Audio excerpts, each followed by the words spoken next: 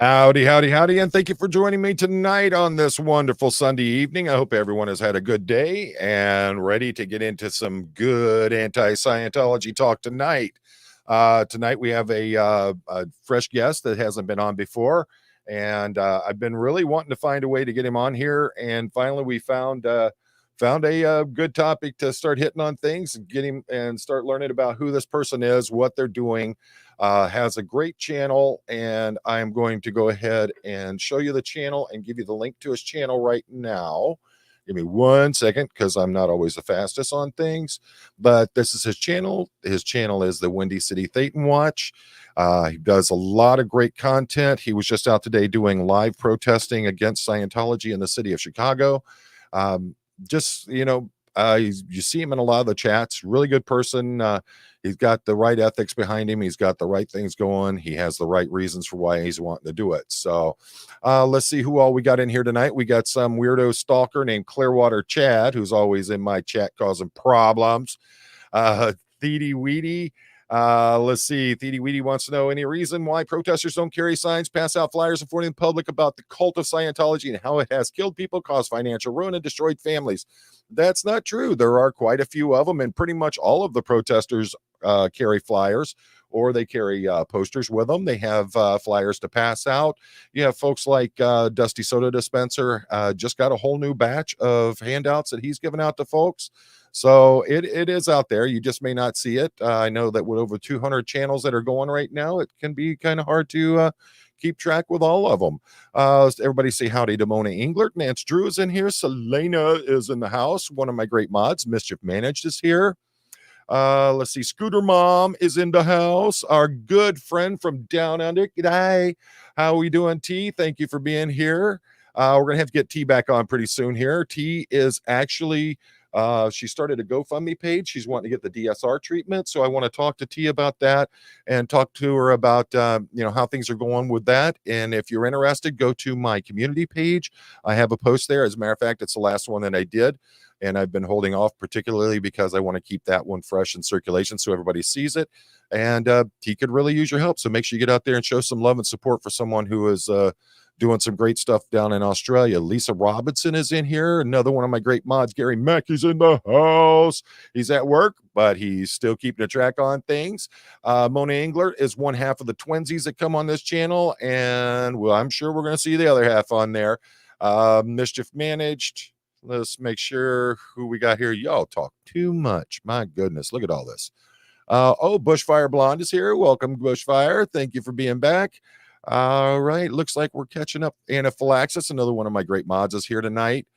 So looks like we're caught up pretty good. Lori Marie is here. Leslie Jean is in the house. Jim Kohler, pink, fuzzy pink handcuffs. Boy, try say that 10 times fast to see what happens to you. D Savage is in the house. Welcome for being here, D. Marilee is here. Cece's here. The Dream Times. Lori is here. All right. Looks like we got a great crowd in here tonight. Everybody's talking real good.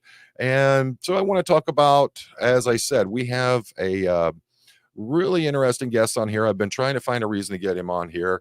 Things just get hectic. And then with everything that's been going on, I'm trying to do what I can, but you know how things get.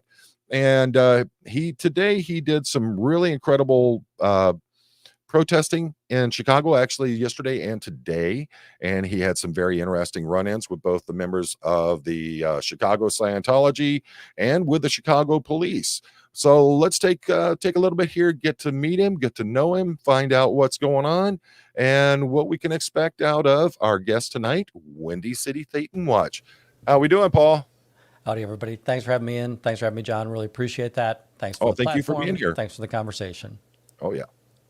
So who is WindyCityThetanWatch? Wait, don't we have to get a weather report from Chad before we start? I forgot to send the link out. I was working my butt off up until that time. Chad, if you're still out there, I will send you a link and I'll send it to you in email.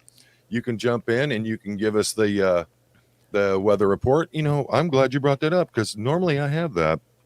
No. I can't believe that I forgot our friend Chad tonight. But he's been stalking me so much lately that I'm kind of scared to have him around because them stalkers, man. They get kind of crazy. Stalking is a sensitive topic tonight, but we'll get to that. Yeah, we're going to get there. And folks, make sure you say howdy to my good friend Dave coming to us. This will give you an idea, Paul. We have people from Australia that are in the house tonight. We have folks from Thailand that are in here. Some people consider it a completely different universe, but we have Dusty from Florida is in here. So we have a real great audience watching. And everybody's here to show some support here, and they I think that most people have seen a lot of the stuff that you've done, and they're really proud of the things that you got going on. So who is Windy City Layton Watch? All right. So the quickest story that I'll say, and by the way, You got 30 seconds. Yes. That I always knew that there was the goofiness of the Scientology beliefs, right? Mm-hmm. That it was just a bat poo-poo crazy belief system. And I don't really care about belief systems. There are people that will tell you about the Judeo-Christian religions, right? That they have strange thoughts and processes as well. And I never really gave it two thoughts. And about a year ago, now it's probably 18 months ago, Aaron slipped into my stream, or into my feeds, no idea why.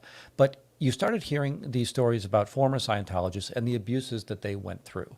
And I would have seen the Leah Remini, but at that point, it didn't really hit home with me. I was watching a movie for the most part with that. But I started hearing that. You hear the Serge Del Mar stories, you hear the Laura Anderson stories. It's like, wow, that's tragic. It's really just incredibly tragic what's going on there. And then we had the wave of the protesters. So William Good, Jessica, and the entire crowd that's going on out there. And I thought, well, I can do that. You stand on the street and you confront, challenge the thoughts and beliefs of the people that are out there in that space. And I thought, I'll go ahead and do that in Chicago. Well, I was a little bit slow. So Trashy V12 BMW was our first Chicago protester. And this was when the Ideal Orgs opened up on March 3rd, but late February is when I started to get involved here, and we would go out to Lakeview. And then Shannon was also one of the early elements, and I would have been the third person, but the third person is not fair. If you all know Corn Freak, that's the day I met Corn Freak as well. So, okay. And I just wanted to say, you know what? I can stand up. This is not a challenge. This is not hard for me to do. I'm a relatively mobile person. I'm going to go ahead and do that. And I work in the city's city center, which is where the Ideal Org was being set up. And I would be there before it opened, and I'm saying, there's an awful lot of uniformed people in this area. Something's going on here, and it hadn't been announced that it was going to be open, but I would always see them going in that door. And the reason that I was there is that I no longer was okay with the abuses and the crimes of Scientology, and that's still my story today. I don't care about their beliefs. I care about their the abuses. And the way that they prey on victims. They're very deceptive in their marketing. Absolutely. Yeah. Like most people will, today and yesterday, but almost all the time, the first thing you're going to hear me tell anybody that gets any kind of propaganda from Scientology is, by the way, that's Scientology. 99% of the time, that's all they want to hear, right? That, oh my gosh, I can't believe, here, take this. I don't want this piece of crap. And then it'll be a little bit more into the, well, why is it a cult? Or, I'll say, hey, it's a cult. Why is it a cult? I'll explain to them, the Miriam Francis stories, the Serge Del Mar stories, whatever I can get out there, the Lisa McPherson, Danny Masterson stories that are out there. But again, I'm incredibly opportunistic because I work in this area, and for my lunch break, I just spend an hour in front of the org frustrating the daylights out of them. And there are times where, there are days where, and you'll hear me giggle, they'll send the Scientologists with the body routing materials out the front door. I'll be right there, and they're like, oh, crap. They'll turn around and go back in. And I don't know if you know the layout of Chicago, but it's a 2-block long row of buildings that you've got the street on the one side, the alley on the other, and unless you go into the alley at the top or the bottom, you can't get to the alley. They have a back door. They'll send somebody out the back door. Oh, okay. I'm a marathon runner. I can get to the back door pretty darn easily. So what'll be fun is I will run around back very quickly, and they'll come up the alley, and they'll see me, and they'll just drop their head, and they'll turn around and go back to the org, and then they'll come out the front door. And there have been times they employed a security group, Blue Star Security, and they're all ex-Chicago police officers. Oh, okay. Or they're either retired Chicago police officers or they're off-duty officers, but they have to be in good standing. And Okay. it's an intention, right? You would understand why they would want Oh, it's an that. intimidation factor for sure. So, And it would be very funny. They would come out the front door and they'd look around to see if I was there, and they would miss me. And then they'd send the body riders out, and I'll say, hey guys, it's me. And so some of those videos, you'll actually hear me laughing in the video. But for the most part, what I found out is all I have to do is when they hand off this propaganda, I just have to approach people, and I probably have 90% plus pickup rate or interception rate of, hey, now, do you want that? Do you mind if I have it? Thank you. That's kind of just my tagline, that you're always going to see that. And I gave most of my propaganda to Aaron when I saw him up at My Tony Celebration, but I've been pretty successful picking up their propaganda. and you're very fortunate in that, because you see a lot of people, as soon as they show up, they just turn and walk away, run up into their org, shut the door, lock the door, close the blinds on them. And that's one of the things I've been touting quite a bit, is how a lot of the protesters have been able to get that reaction. I also think the fact that you're able to get the handouts from them, not only does it keep that handout from going to someone else that could be a potential victim, but it also gives us insight into how they're marketing and how they're trying to recruit. And I think that's very important. But before we go any further, we do have a weather report. Howdy, Hey, howdy. Chad. Paul. Howdy, Chad. Hey, how you doing, Paul? Good to see you. Howdy. So what do you got for us? Oh, okay. We'll get right down to business, Paul. Did you draw it? Did you paint it? I always prep one. Okay. Nice. And I'm sorry, it's been so busy around here today. I literally got in here a little bit ago, changed, and got myself in front of the camera. So I forgot all Same about here. it. Been busy all day. So, all right, get to it, All right, here son. we Let's go. get it. 62 degrees in Buffalo, New York, Poe. The precip is at 0. The wind is at 14, and Roscoe advises it's 30% humid, Poe. There you go. All right, you feel better now, Paul? Very nice. Yes, I feel like I know what to wear now. There you go. There's actually questions popped up right now. Do you know what Aaron was doing with or has done with the propaganda? Yeah, I don't know that he's acted upon it yet, but one of the reasons he was making the call out is that he was thinking that I want to set up a table and I want to kind of see if I can engage people to say, even Scientologists, would you like to join my cult type thing? So, right, the idea of if I'm armed with all of this stuff. Yep. That's an excellent point. And what would do they set up tables out there in front of that org? They do not. So they're cheap. It would cost them money to do that. They can't put their sandwich board out there because they don't want to pay the fee to put their sandwich board out there. It sits inside of a foyer when you're there. But they will go to things, well, what we're going to talk about a little bit here today. They were at a literary festival and they did purchase a table there. We have seen them put tables in Grant Park in the past, which, that's Chicago's front lawn for those of you that haven't been in Chicago. You'll see them in train stations, but they won't set up a table because, again, they don't have the permit to be there. Right. But they will go to like Little League spaces, Little League parks and things of that nature around the community. And again, Chicago is, That's 14 fast. miles by 8 miles. Right. Where there's no way in the world that I can track down that or even the small network of protesters that we have here. What kind of numbers are you seeing out of there as workers-wise, staff members or org members that are coming out of there? Do you see a bigger amount, or has it faded off since they did the big opening of the org? Yeah, I'll say that the number has been stable, but there's been an incredibly noticeable transition of people. So Chicago's colors, when they first opened up, were gold. So everybody wore the gold vest in Chicago. Okay. And it would have been 75, 80 people that I could pick out and identify, yep, there's a staff member, there's a staff member, there's a staff member. But that number sounds about where it's been most of the time. That doesn't include publics. And there's not a lot of publics, but the publics in Chicago are wealthy, right? So most of them come from the North Shore, which are the expensive zip codes here in Chicago.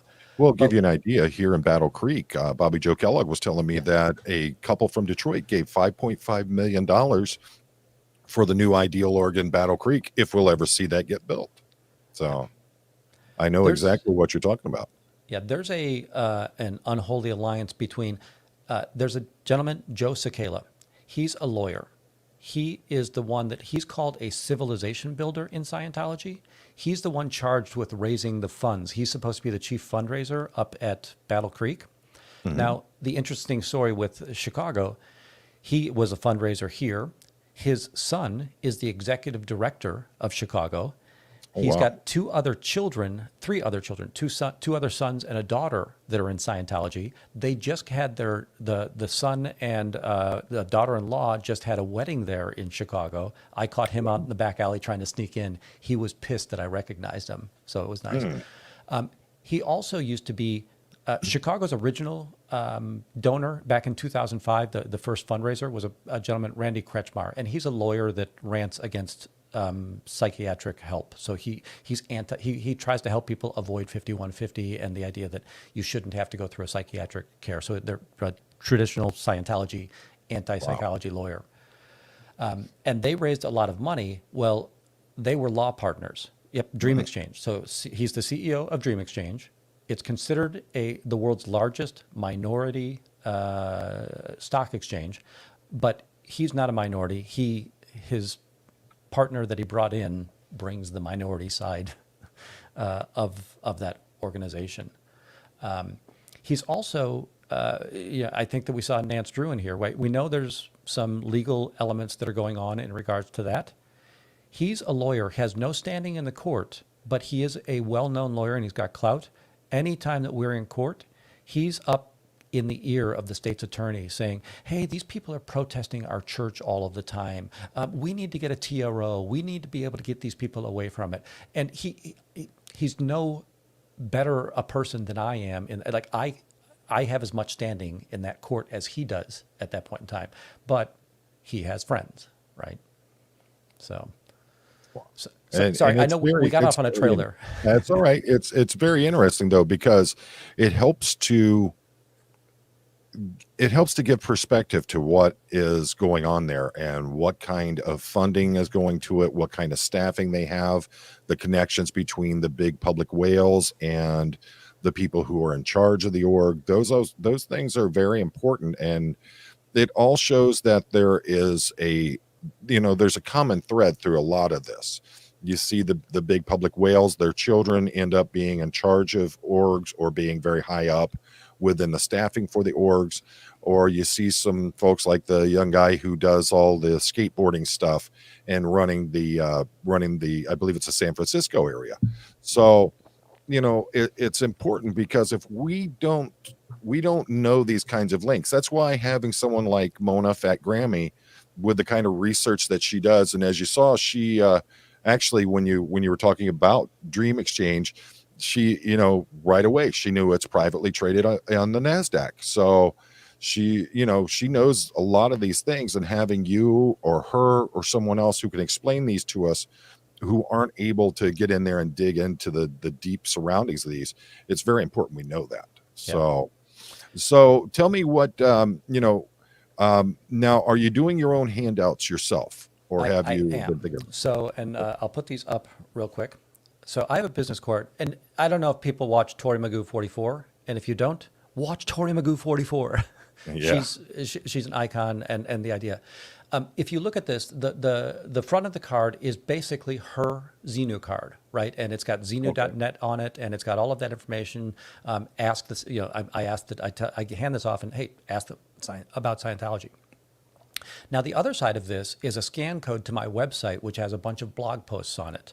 And they're things like the Lisa McPherson story. They are the Miriam Francis story, the Serge Del Mar story, the Chase Wave financial element. So the idea that people have this very quick element with proper nouns, so it's not just me claiming crimes and abuses. I'm giving you Absolutely. proper noun identities on this. Now, to the earlier person who had commented, we were stifled a little bit today because we were at a festival where we probably could have gotten flagged had we been passing out. But every place else in the city, you'll see that I pass this out very often. Like I'll trade, I'll tell people here, give me your Scientology flyer, and I'll give you one of these. Absolutely. Nice. And that's, that's the, I think that, that's important as well. And folks, I'm putting the link to his channel there. There's a link to your website as well on there, isn't there? Yes. Okay. So get over there, show some support to Paul and Windy City ThetanWatch. The more support you can get to him, the more of these he can get printed up and the more he can keep handing out.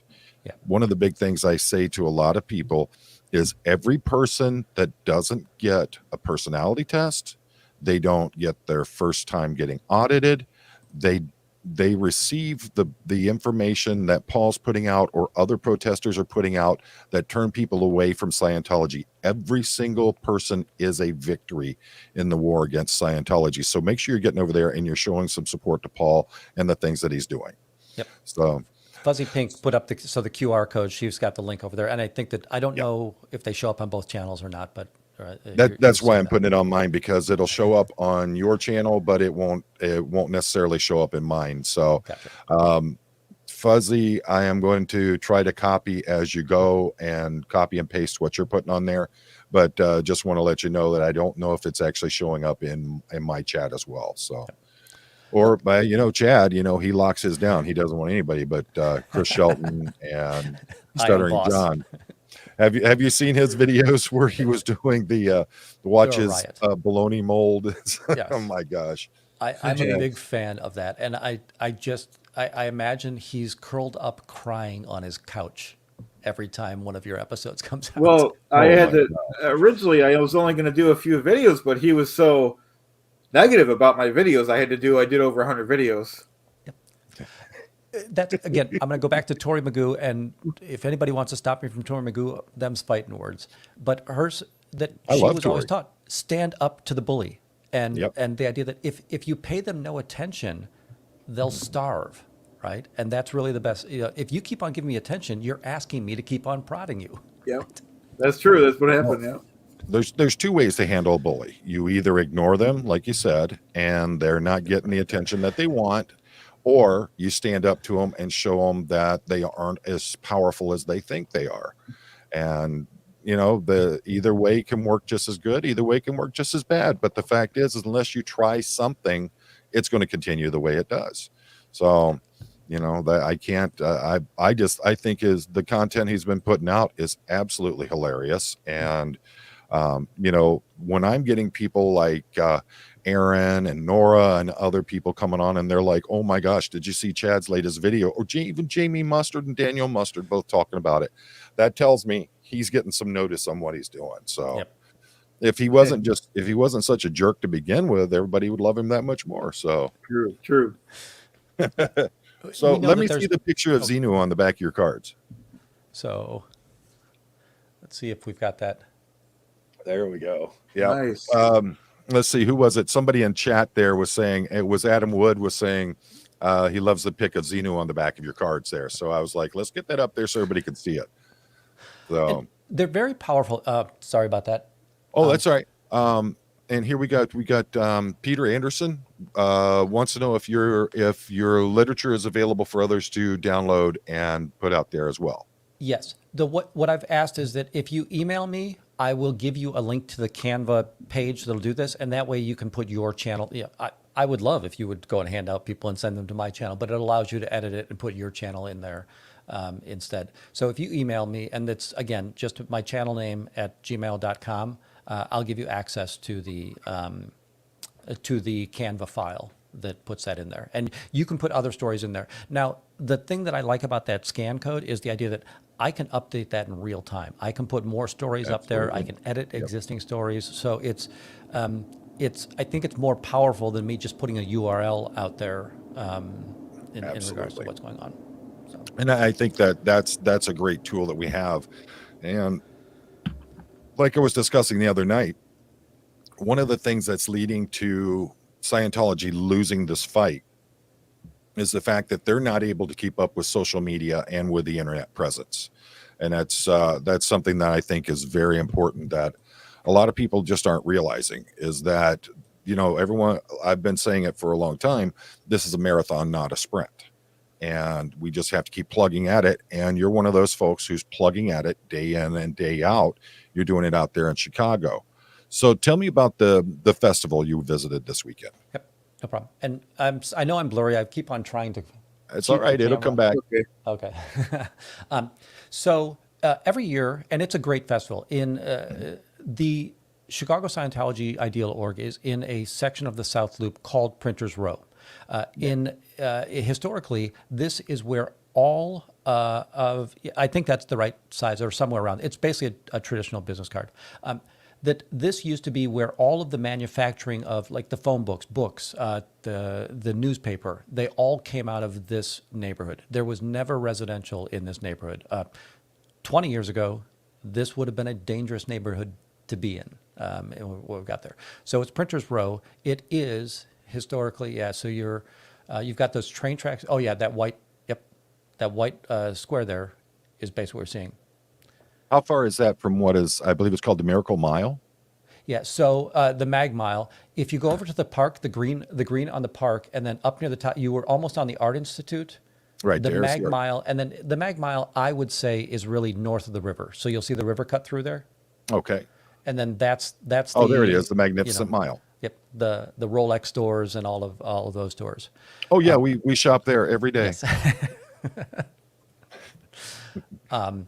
And one of the things that I'm doing a video on this very quickly.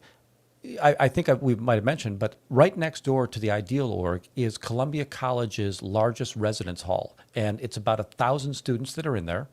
Now, how close is this? How close is the park here? This area you're talking about? How close is that to the Ideal Org?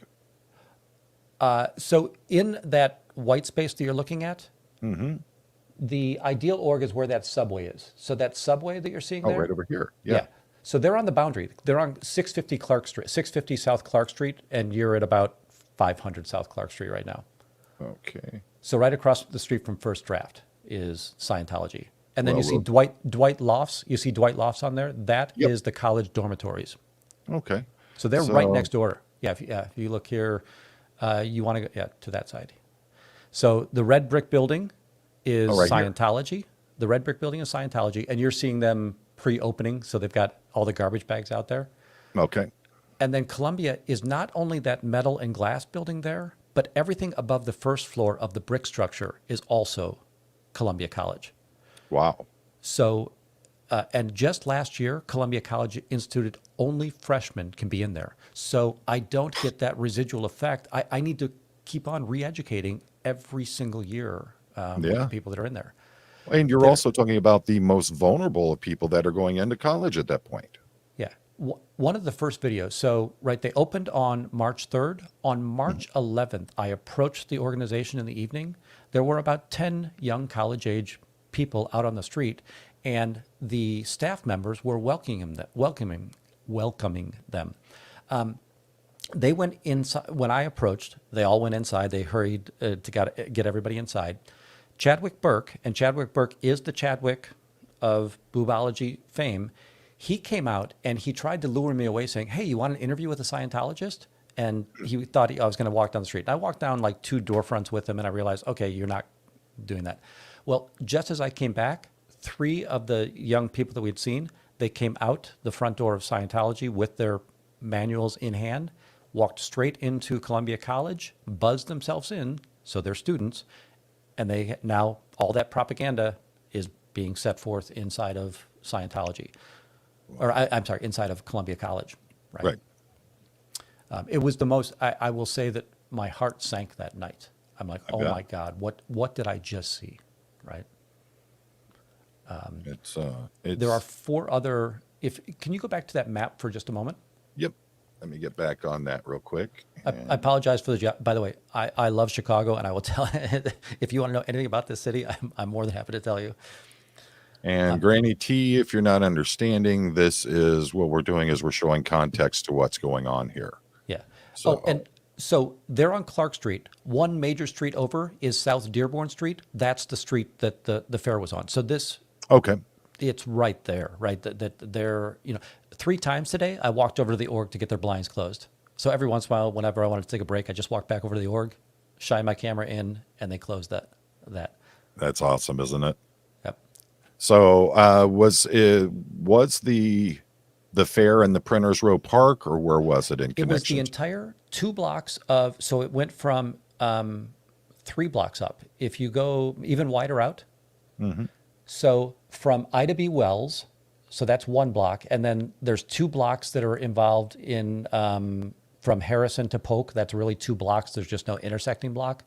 Right. And also across the bottom where you see the UPS store. So that Wow. street Polk, it was there. So it's massive. There are hundreds of vendors there. Like I said, this is a big deal. This is a big festival. Wow. So they were doing it on the street itself? They had a table almost right in front of where you see that UPS store. Their table was right there. So they were at Okay. the T intersection. And it was really unfortunate for them because had I been trespassed, which I wasn't, they actually were on the boundary of the events space. So all I had to do was walk 2 steps back and I was right behind their booth. So there was no, they were absolutely ineffective in trying to prevent any of the protesters from being there that day. That's just that's insane. But if you've got the rectangle there, the white mapped rectangle there. Great. You've got State Street is going to be where you've got the M Metra. It says Harrison M Metra, right here. and that very large building that's just north of it that looks like an E. So State Yeah, Street right up. and Canal. That's there. University Center. You can only live in that building. It's 13 stories tall. You can only live in that building if you're a student of Columbia, Roosevelt University, or DePaul University. So yeah, that's right. So Good look at Lord. right. This is a target-rich environment for young people. Absolutely. If you go next to the Harold Washington Library, which is 1 block north of that, is the Arc. So you see the red. You were spinning the right way. Okay. So that Down red there? building with the intricate copper work on top, the gargoyles on top, Well, we'll That's- get right on down there to it. and then right next, you kind of have to go. You're on the opposite side of the building, but the other side of that building is called the Arc at Colonies, and this is the library. But just the other side of that building is another Columbia College dormitory. Wow. And then 3 blocks south, you've got yet another one. So, like I said, it's just incredible. They chose a good spot. Yeah, they're right there in the middle of everything on that. So Yeah. there's no that's planned out quite well. And there's no real question as to why they picked Chicago and they specifically picked that area to go in for the new Ideal org. They have so much fresh, I guess what you'd call it is fresh meat there. They have a whole bunch of people who are just beginning their higher education phase. They're very easily talked to. They're open-minded. They want to learn about what's going on. So they're very easy targets for them. And that's sad. I'm just wondering about ways of getting involved with the university itself. All right. And that's the link you sent me. That is to the That's the festival map, right? So this was the map, and let's get back to the parents in just a moment. But this is the festival map that we would have seen. I'm going to go ahead and pull that up real problem. quick so that we have that. Okay, there we go. All right. And it is oriented exactly opposite, right? So in reality, that long stretch that looks like it's going east-west is really north-south. And then at the far right-hand side is Polk Street. And you see the topmost red element with a 408 on it. Yeah. That was the Scientology table. Well, they definitely right over here. Yeah. You have I don't know what the maps are for that, but TT, and then you have the different, the W, the UU, the TT, and the SS are right there. And you go down here, I can't tell where it is in the links. I think they down listed it as Hubbard Dianetics, so alphabetically H. there. Okay, so here we are. Trying to find it down here in this Hubbard Diagnetics Foundation 407 and 408. Yep. So they had both of these right here. Yeah. And the guy at 407, so that one, I didn't recognize it. They weren't Dianetics at that table, 407. Now, they were very pissed at me, right? They would, oh, look at that antagonist out there, and kind of hooting and hollering at me. Right. But they didn't have a to me known front group on their table, right? There But you go. it was interesting. All those other ones are big tent, massive tents. And as with everything else, what they do is they hide in plain sight by saying they're the Hubbard Dianetics or whatever it is that they're using. They aren't saying we're Scientology. No, we're something else. And then they've got the happy, shiny people out there offering the personality tests and the free. Were they doing auditing out there on the street as well? Yep, they were doing the stress test, right? Okay. And you're right. One of the things that they would tell the police, he keeps on telling them we're Scientologists. And I would explain to him, you are Scientologists, right? He keeps on telling everybody that we're Scientologists. It's like, yeah, I understand that, right? You are. Well, a good answer to that is the fact that they literally copyright and trademark everything. And if someone else is out there using Dianetics or any of the other trademarked works that they would be using, then they would be in violation. So who else is out there using that? And Scientology is notorious for being very litigious. So who would be stupid enough to use their own monikers? Absolutely correct.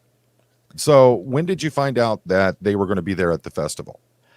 I didn't find out until yesterday. So yesterday, I was going to do a tour of those buildings, those college dormitories, because I wanted to get some B-roll for the video that I'm putting out. Because I'm going to target the parents of the Columbia students, right, to let them know that this is. And for everybody who's listening that doesn't understand, B-roll is content that you're going to get when you're going to be at a specific location or a specific area. You use that content as a way to either fill or build up on a topic that you're talking about on one of your videos. And they're very important. Everybody who does edited content will use B-roll at some point in it. So that's what's going on with that. Yeah. And one of the reasons that I wanted that, right, the idea that look at how easy it is to walk to all of these places. And I actually have video of Scientologists, me intercepting flyers in front of each of those buildings. So the idea that it's not a thought that they might come here, they've been here, right? So Scientology has no problem coming this far away from their organization. I think Declare Dave has a real good point here. Hubbard says to own up to being a Scientologist, otherwise is a crime in Scientology. Absolutely.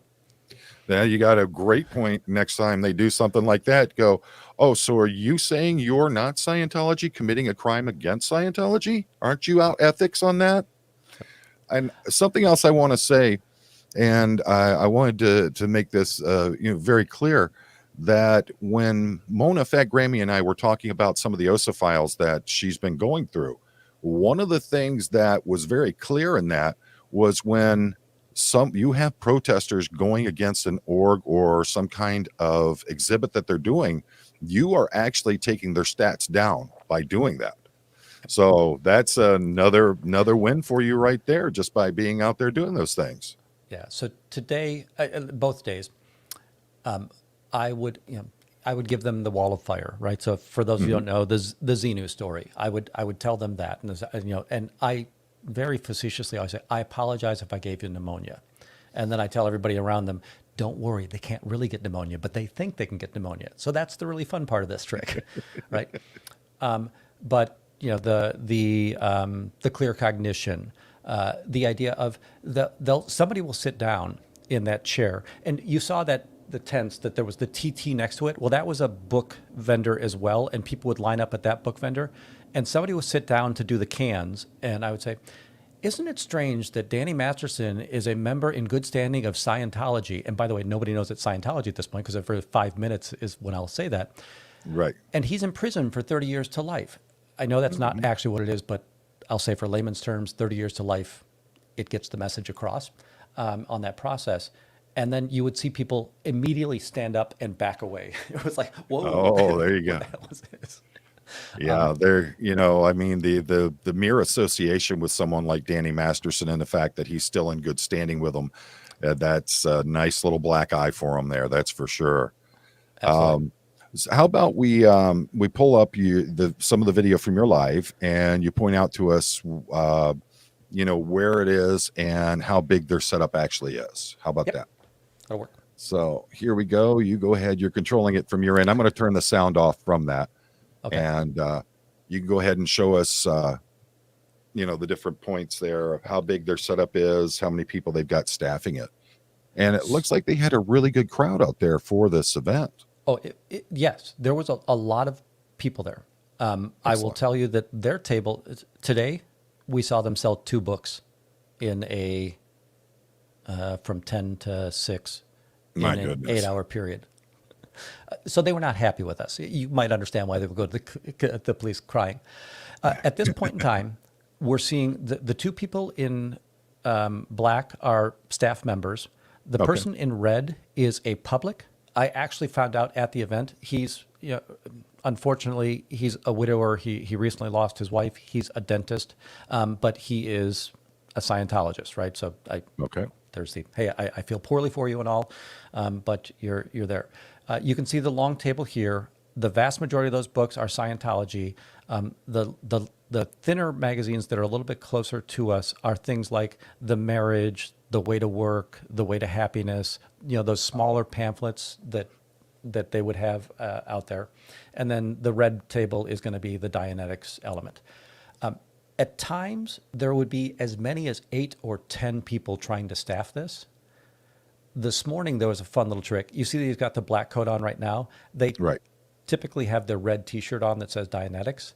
What he would do is he would put his jacket on so he doesn't look like a staff member, and then he would play customer doing the can work, right? So it was, look, we've got somebody out here. I said, oh, isn't that cute? Scientology has their own members doing the customer part on the this. old beat and switch on that one. Right. So true snake oil sales.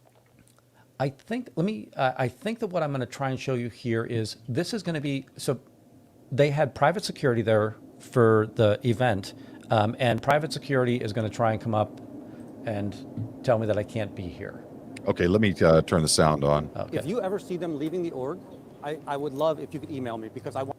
Now, right there, you got someone showing up in the gold vest right there. So, and she has, I would say, an executive position or a senior-ish position over at the org, and I do very well know her. Sorry, I need to change my sound for a second because it's not coming through here. There we go. Listen, it's a stupid computer. Let me scroll down here just a moment. Wow, is that not nice? Let's hide that for a minute. I'll refresh it.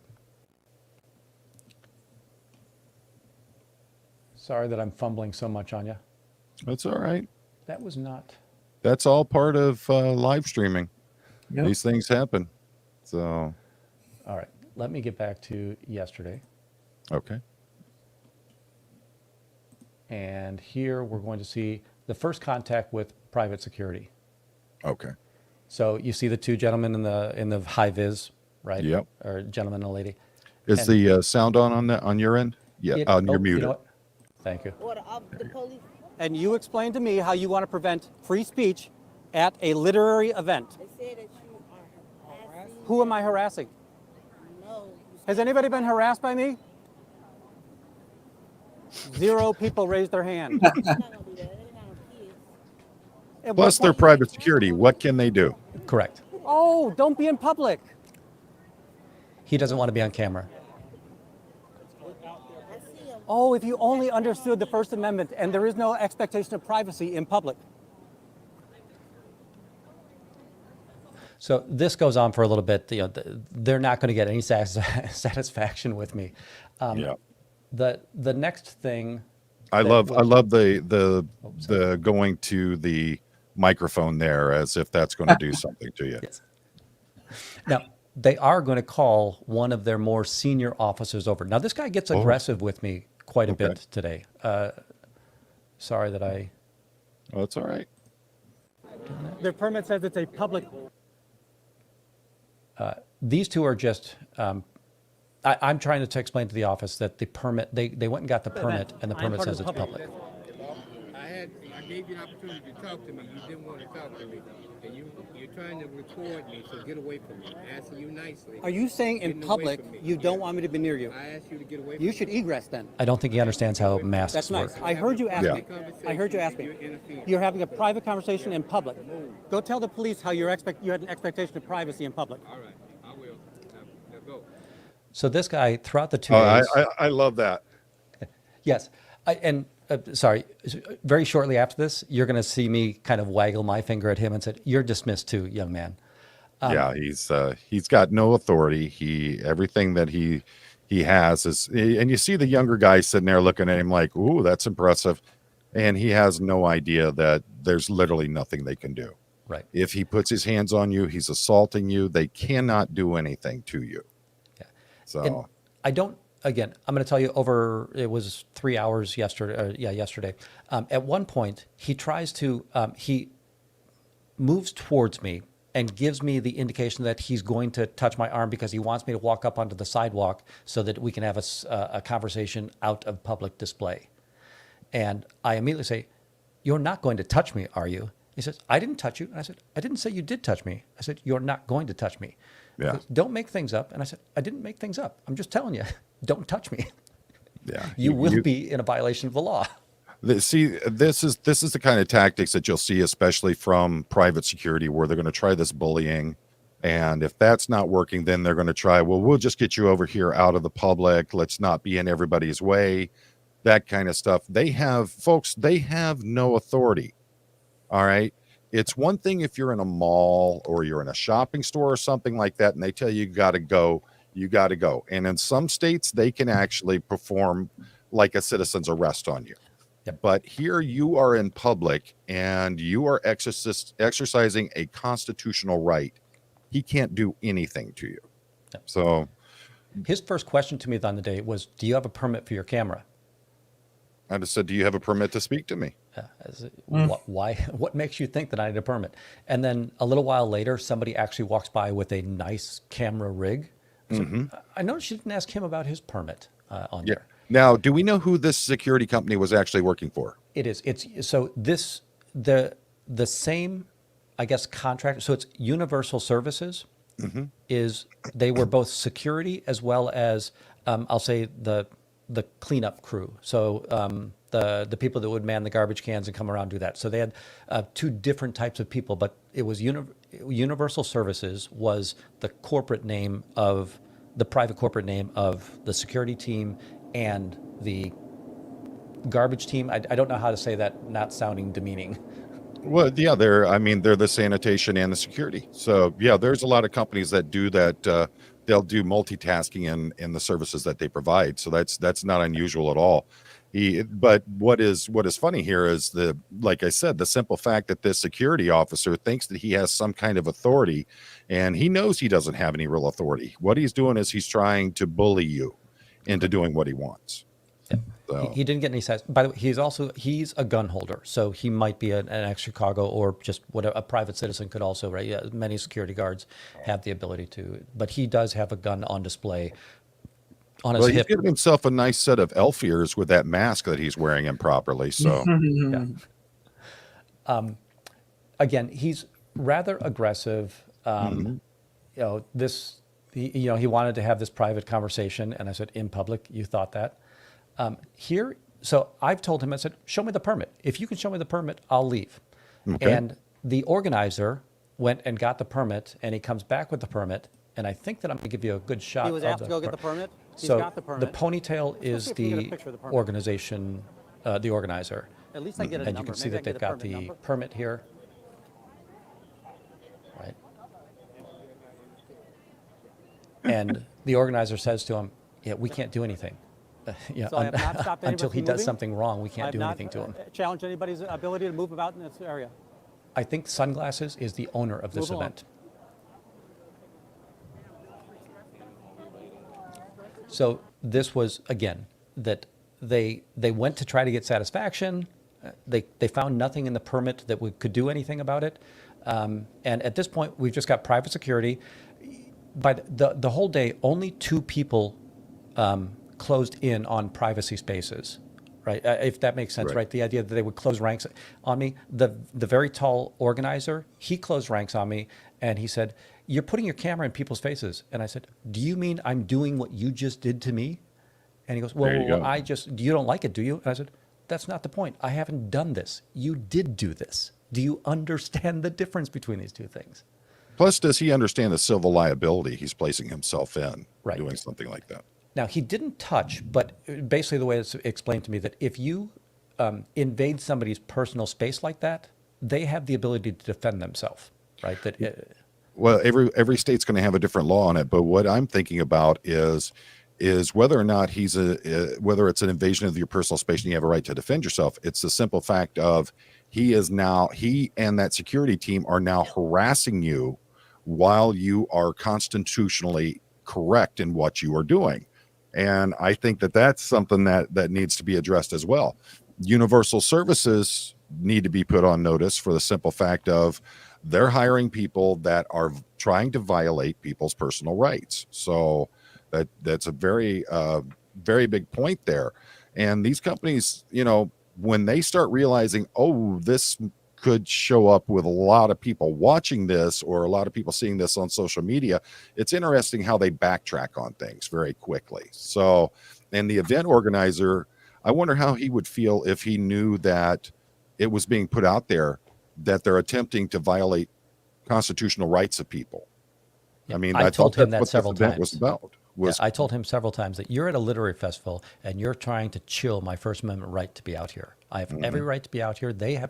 I have given this church, our cult, and again, I use the two terms interchangeably. I do not believe they're a church, but I give them the benefit of the doubt in this space. I said, I believe they have a First Amendment right and they can try to proselytize all of their information.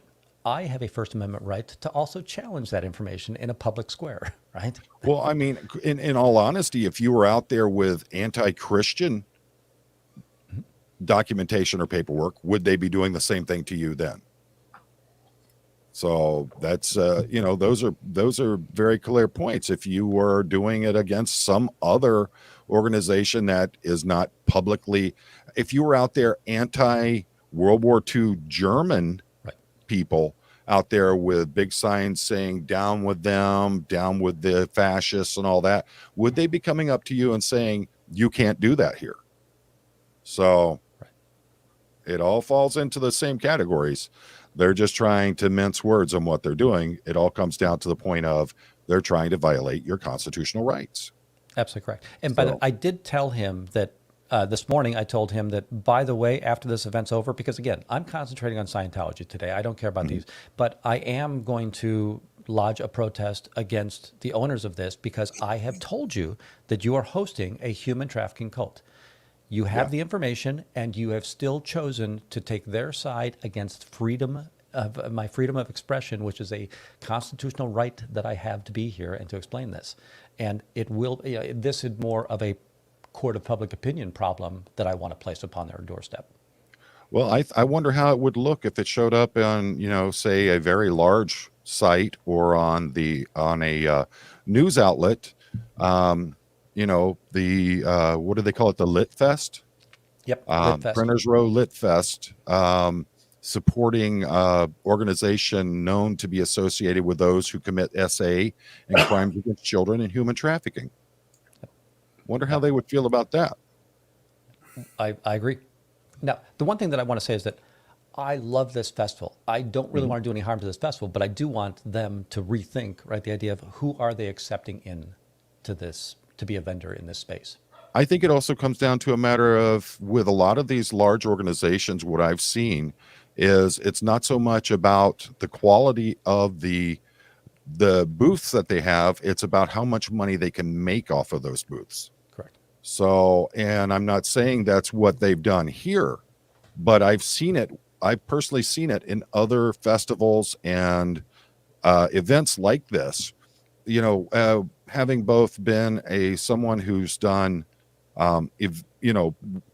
entertainment at events like this and also been someone who's had a booth at events like this, I've been lied to by event organizers saying, you're the only person doing this. Nobody else is going to be there doing that.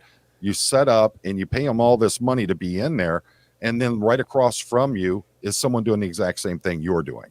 So, you know, I never have any trust or faith in people who are organizing events.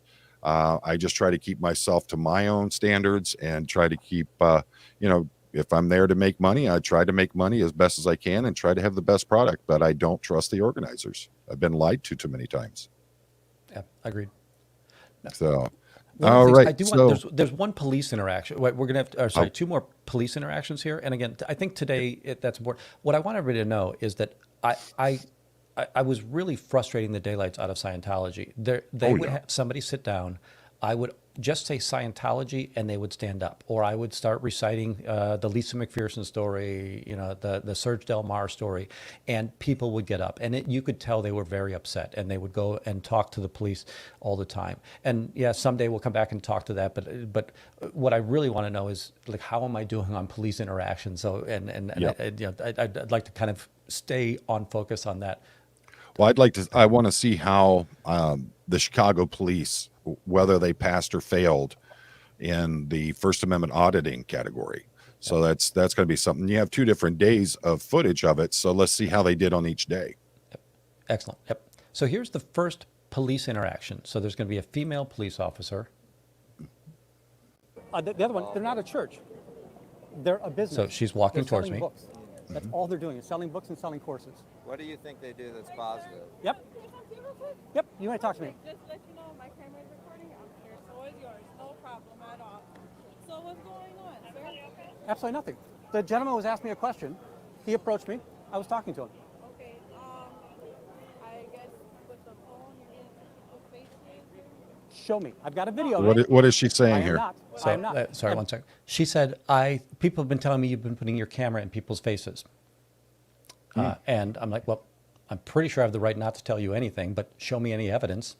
And I'm more than happy to do that. Because by the way, I carry a body camera at all times, and I have the primary camera that you're seeing here as well.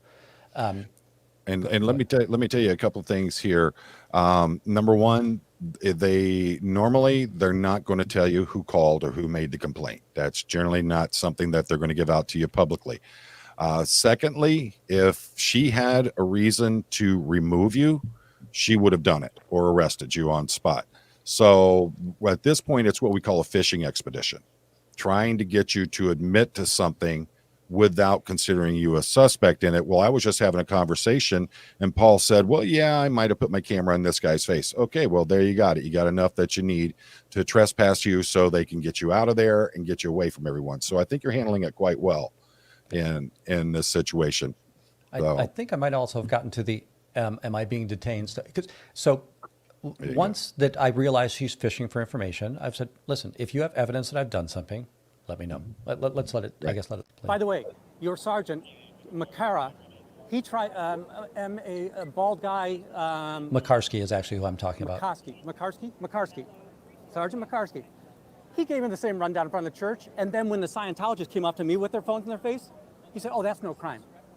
So let me explain what happened there. On Memorial Day, I'm there, and Scientology calls the police, brings me there, and Sergeant Makarsky comes up to me and he says, you know you can't put your camera in people's faces. And I said, did you see me put my camera in people's faces? No, but the other day other people were. Well, good for them. You should probably go harass those people. Here's the thing. Just because someone else did it doesn't mean that you are liable for it. Doesn't mean that you committed any kind of wrongful act.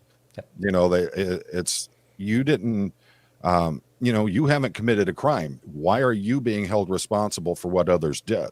That's ridiculous in and of itself.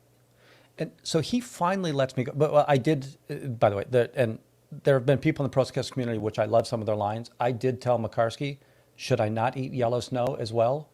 You want to give me some other information of things that I shouldn't do, that I haven't done and I shouldn't do? Should I not speed? Should I not commit retail fraud? What else would you like to advise me of that I haven't done?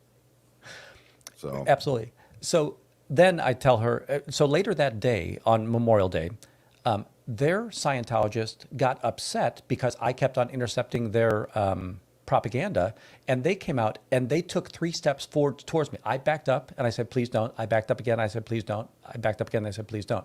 When they came back out and I showed them, isn't this what you told me I couldn't do? Why are you not arresting this woman now? Right? It's like, oh, we don't see a crime here. That's like, Okay. Well, thank you. We're done then, because even if I do it, that's not a crime. You've just admitted to that. Thank you, Sergeant. she So- doesn't, and you know, and I agree with this. Police shouldn't have to worry about things that have happened on day. This person is here for the thing that happened today, so we'll give her Right. some benefit of the doubt. But beyond that, this officer should be intelligent enough to understand what is a stupid call and what isn't a stupid call. What is a ridiculous call? You're supposed to be there safeguarding the public, not doing the tasks set for you by a cult. Right. So, you're not owned by that organization, are you? Officer Maldonado of Chicago Police Department, are you personally employed by Scientology? Are you personally doing their bidding? Right. It's real simple. So what happened? She's going to back up and she's going to start the other people, the Scientologists are going to approach her and start, short story or whatever we want to talk about. Take gonna your start yellow safe snow and money. eat it someplace else. I don't care. I just told her, take your yellow If snow and eat it this is a someplace else. consensual, if this is a consensual talk, I'm just I no having longer a consent. conversation with you. I'm done with my consensual talk. I've told her I'm done consensually talking. Well, you just told me that I put my phone in people's No, faces. I asked you. Why? Why did you ask me that? I don't believe I heard that framed as a question. I heard it Bring me the was, evidence. I was told you were putting your Okay, camera in no people's problem. faces. I've got watch the live stream if you'd like to watch. So and I'm talking, watch the live stream. Yep. There's plenty of evidence there. You notice how the Scientology people keep working their way closer. I've been watching them in the background as you've been having this conversation with Officer Maldonado of the Chicago Police Department.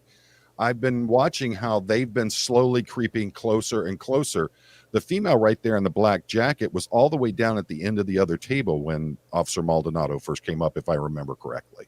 Yep. So this is, folks, this is literally a training course in how to handle these kinds of situations. So if you want to go ahead. The live stream, I can show you that I can prep. Yep, you've heard my side. You see another security person there, right? I have not put my phone in people's faces. I understand the First Amendment rights. There's Grandma and Just Grandpa. so you know, that's Scientology. Did you see him turn when I told him it was Scientology? He flinched very quickly. No, I didn't see that. Was that the older gentleman? The older gentleman. Just so you know, that's Scientology.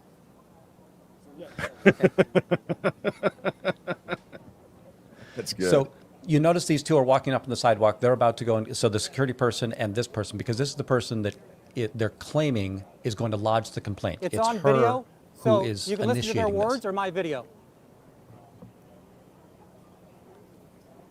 Which I find it very interesting. But if she's going to talk to you, she does have to talk to them. Right. So, and especially if they're the ones who called, at some point she's got to make contact with them. That's not unusual. Folks, but allowing them to it's safe point Scientology. her It's is Scientology. a different Just thing. be careful. So see, did you see me put my phone in anybody's face? I wasn't facing that way, so I can't answer that. All right. So you saw that I just interacted with another person, another community member, and I asked the officer, "Did you see me put my phone in anybody's face?" "Oh, I didn't see anything." So Yeah. we're going to go through this 3 or 4 times. Now, this will play out a little bit. Eventually, she's going to call her sergeant. But one of the things that I'll ask as a stupid civilian who never had any police background, if there is no crime, why is a sergeant being called if there is no explainable crime or explainable infraction? Well, I can answer that one. If the staff and the whoever's there for Scientology, the red shirts, we'll just call them that, if they aren't happy with the explanation they're getting from that officer, they can ask for a supervisor to come over. And in a lot of departments, if someone says, "I want to speak to a supervisor," a lot of departments will go ahead and call a supervisor out. Okay. So it's all going to be departmental. And especially nowadays, with the way everything works out, they want to get supervisors there as quickly as possible, because a supervisor can show up and say, "Yo, you're kind of violating some rights here.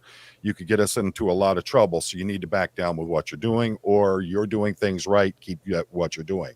So an officer is going to want that supervisor coming in, giving them validation or correcting them on what they're doing. Okay, that makes sense. Now, before I go on, and this goes back to, this is not a police interaction. You see the gentleman, the large buff man with the bald head, blue shorts? Yeah. He's actually a staff member. But what Oh, he's okay. done is he's walked up here and he's kind of engaging like, oh, this is very interesting. I like what you're doing. And then he's going to walk up there, and he's already done it. He's got Scientology flyers in his hand. And they're now saying, see, we found this person, this nice neighbor, and he so much sides with us that he's going to start handing out flyers. Yeah, I know that's your staff member, you idiots, right? You're not fooling anybody here. So Mr. Swole there is he's safe pointing the public for Scientology. So it's fun. It's fun. But by the way, it was very hard for me to mark this video up because there were a lot of highlights. Awesome defense Oh, I bet. I don't know if I go back to the woman again. for Scientology. That's the aggressive cop, right? And you can see the gun right behind his arm there. Yeah. Well, as you'll notice, notice how this person keeps interjecting himself into your stream. Right. So it's and as a former police officer, I'm always watching not just the point of interest, but I'm watching everything around. So, and I could see this guy, if he's a former CPD guy, going, hey, I'm such and such retiree, or I worked out of this precinct, I got this rank, let me tell you what's going on here, trying to safe point his own position on things. And it looks like she's calling for the sergeant at that point right there. Yeah, and they're getting the pointing you saw there was, hey, he's going to have to come because there's street closures here. So hey, the officer's probably going to have to, the sergeant's going to have to go here or here. And the point of the whole chin mask is getting a little ridiculous with this guy. But for 2 days he wore it just that way. Either you're wearing the mask or you're not wearing the mask. Come on. So at this she point, looks like she's lost in the woods, honestly. yeah, I didn't think I was going to get satisfaction out of her, but again, I didn't. I hadn't done anything wrong. I don't know why. Yeah, I still don't understand why you're here. But now the sergeant. Here comes the sergeant. Okay, there we go. Yep, sergeant arrives.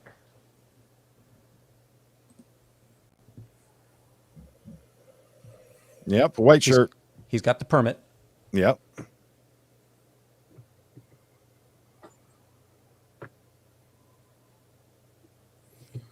You can literally see him explaining it to him there. Yep. So he's going to come over to me. Yeah. And they told it they're paying to be here. So, my goodness. I've got terrible mic here. Sorry. That's all right. But it basically is right. In reality, it's that there's no here, guys. He's going to talk to me, and he's going to say, "Hey, we just need to do this. Don't be aggressive. I haven't seen you be aggressive." So this is the person. There's nothing wrong with him advising you. Right. Are you asking me to do something in public? Are you muted, or is the sound down? You shouldn't eat yellow snow. It's really down for some reason. I don't know why. There is no expectation. And I would also advise to file a FOIA or a request with the city of Chicago for the body cam footage from both the sergeant and from Officer Maldonado. And that's going to be Sergeant Gribb. Yep. Central 001 Central District Central. Okay. Yeah, so the star number is going to be on the right-hand side, and I have his star number as well. So I always ask for those. And you know what? Every once in a while, my mic will trip out. Basically what happened is, right, just like earlier, that he wants to have a private conversation, and I'm like, you should find a private place to have private conversations. And I asked him, I'm being detained, and he says no.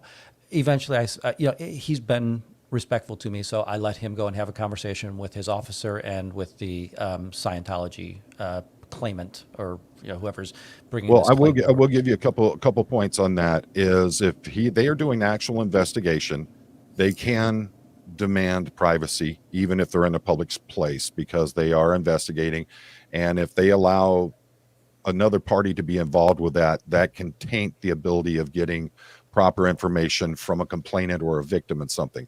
So that's one thing that they can do with that. And they can say, you have to give me X amount of distance. You can't be right up on this. I have to hear what they have to say. It can be considered obstruction of justice or an obstruction of their investigation. So that he's not wrong in that. But literally the fact, if you set down your camera on a tripod, just set it right there, right in the middle of them, how's that any different than them having their body cameras on them? Correct. You're just documenting. That's all you're doing. You're covering your butt and you're documenting what's going on. So they could say what they want. They can act however they want. There are certain things that you have to be careful of, and obstruction of justice is literally a criminal offense you can be jailed for. But, when you're sitting there recording everything yourself, if Windy City Thetan Watch says, well, okay, I'm not going to stand in here, but I'm just going to set my camera right here so that I can record the conversation that's going on. So I have it for my record. How can they complain about that? Right. So, because I shouldn't have to pay for your body cam, right? Because there's always a fee for body cam. Well, that's one of the tricks of the trade, and I can tell you that from being being an executive officer with a police department and being a chief of police. That's one of the things they teach you in the schools, is that how to set things up so that if you have somebody, and these are particularly for the people who file 100 FOIAs at a time. They come in and they go, here's a stack of FOIAs. I need them all taken care of. And you're supposed to within 10 days. There are loopholes to that because of, well, you just dropped 100 FOIAs. How am I supposed to do that in 10 days? But, one of the things that they tell you is, a good way to avoid that is a person comes in with 100 FOIAs. Well, it's $10 per FOIA that you have to pay as an administrative fee for us to collect that. And that's legal. So that, that is something that is done, and it's intentionally done for two reasons. Number one is that it raises revenue for the agency or for the city. And number two, it also helps to deter people from filing too many FOIAs. So that's not unusual. So he goes over, he talks to them, he talks to Maldonado. What's the outcome of that conversation? He eventually says, all we want to make sure is that you're not being aggressive. We want to create a space here. And he sees me go back to where I've been, and he's absolutely fine with it. But there is, to me, a funny element that the security guard with the gun is going to go back over there. Right. So I'll let them have their talk in private, right? And I'll tell you something that I would say. I would tell him, I'm very intimidated by this gentleman who's carrying a firearm. I don't care if he's security or not. He's not law enforcement, and he keeps coming up to me aggressively. With a peaceful resolution, so everybody can enjoy this outside festival. So, right, peaceful resolution, and I had the volume down on my. That's absolutely fine. I'm not looking to I appreciate it. remove you. I'm just having a conversation at this point, and just trying to reason with you. Okay. Some people may find offense when a camera comes very close to them. Okay. And we all have our personal space. Agreed. Like I've got my gap here with you. Got a video. Don't worry about it. I've not come close to anybody. And I told your officer, I apologize. I'm not diminishing. McCarskey gave me the same thing on Memorial Day. You can't put your camera in anybody's face. I have never put my camera in somebody's face. When Scientology put their camera in my face, he said, "Oh, that's okay. They can do that." So that sounds something unusual for. You want to see the video? You want to see the video? No, I want to talk about just what happened. It's interesting how we want to forget the past, right? You want to see the video of him saying that. I take things day by day, so Okay. Well, then today, have you seen me put my camera in somebody's face? Not since I have been here, but thank you. There are people that say are giving accounts, and I'm not giving detailed accounts, but they are saying that I'm really good with the two pieces of video. They perceive that you are being a little aggressive with your camera. So I'm asking you at this point, just so we can all just keep the peace. Let me give you a little piece of advice here on this one. Putting your camera in someone's face, a response to that, putting my camera in someone's face is completely different than someone walking up to me.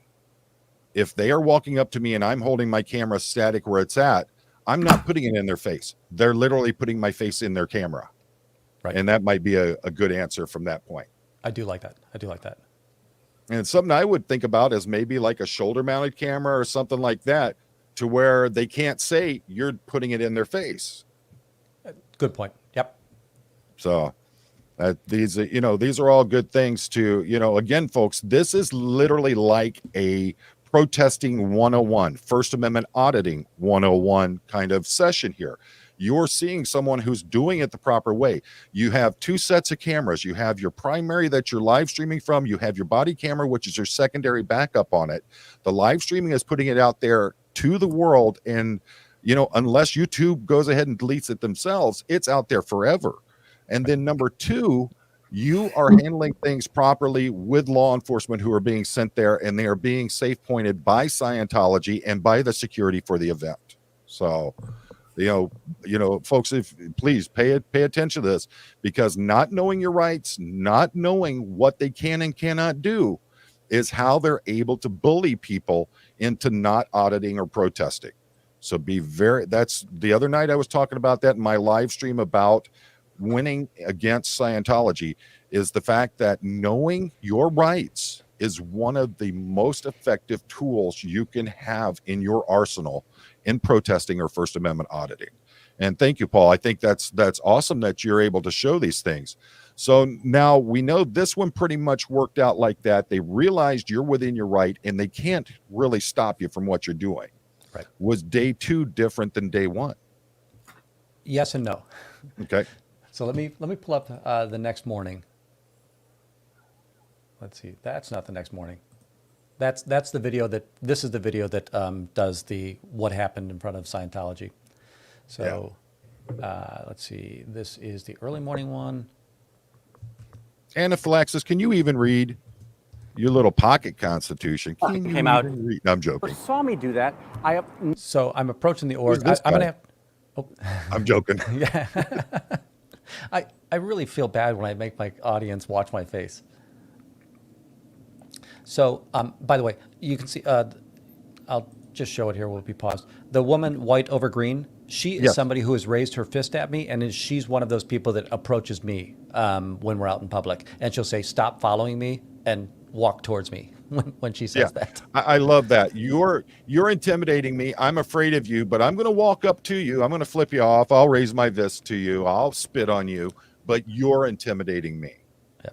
So the way that this day was started out, I'm walking down this. You saw the Scientology or the subway sign when we looked at the Scientology map. So 3 doors up is where Scientology's at, and I was going to go by there just to make them close their window, but I caught her out in the wild. Nissa has a question here, and I believe you've already answered that. Is now, Paul, they told you not to put your camera in people's faces, and you didn't. But did they say the same thing to them? They didn't. Now, I will say that we never complained because they didn't put it in our faces, right? And again, they would back cam us. Right? I hope everybody understands back cam, right? Just the idea that Scientology wants to get us on pictures, and we'll always wave to them and smile and all of that in that process. And Leslie Jean likes your face, so thank you, Leslie. I appreciate that. So I caught her out in the wild. She realizes she's not going to pass anything off, so she's walking back to the org, and there are 3 staff members in front of her.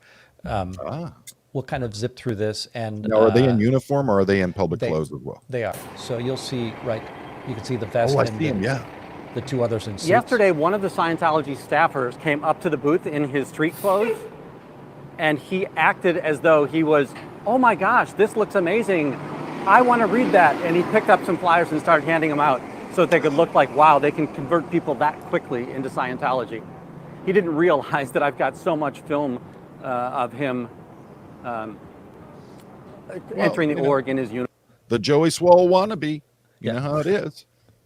So now I go over to, and again, I just have to go to the bottom of the street, take a left-hand turn, half a block, and I'm at their table.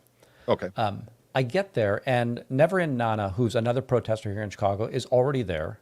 Okay. And we talk a little bit, right? So now you can see they're setting up for the e-meter, all of that. I find Neverin Nana, and she notices there's a bunch of police here.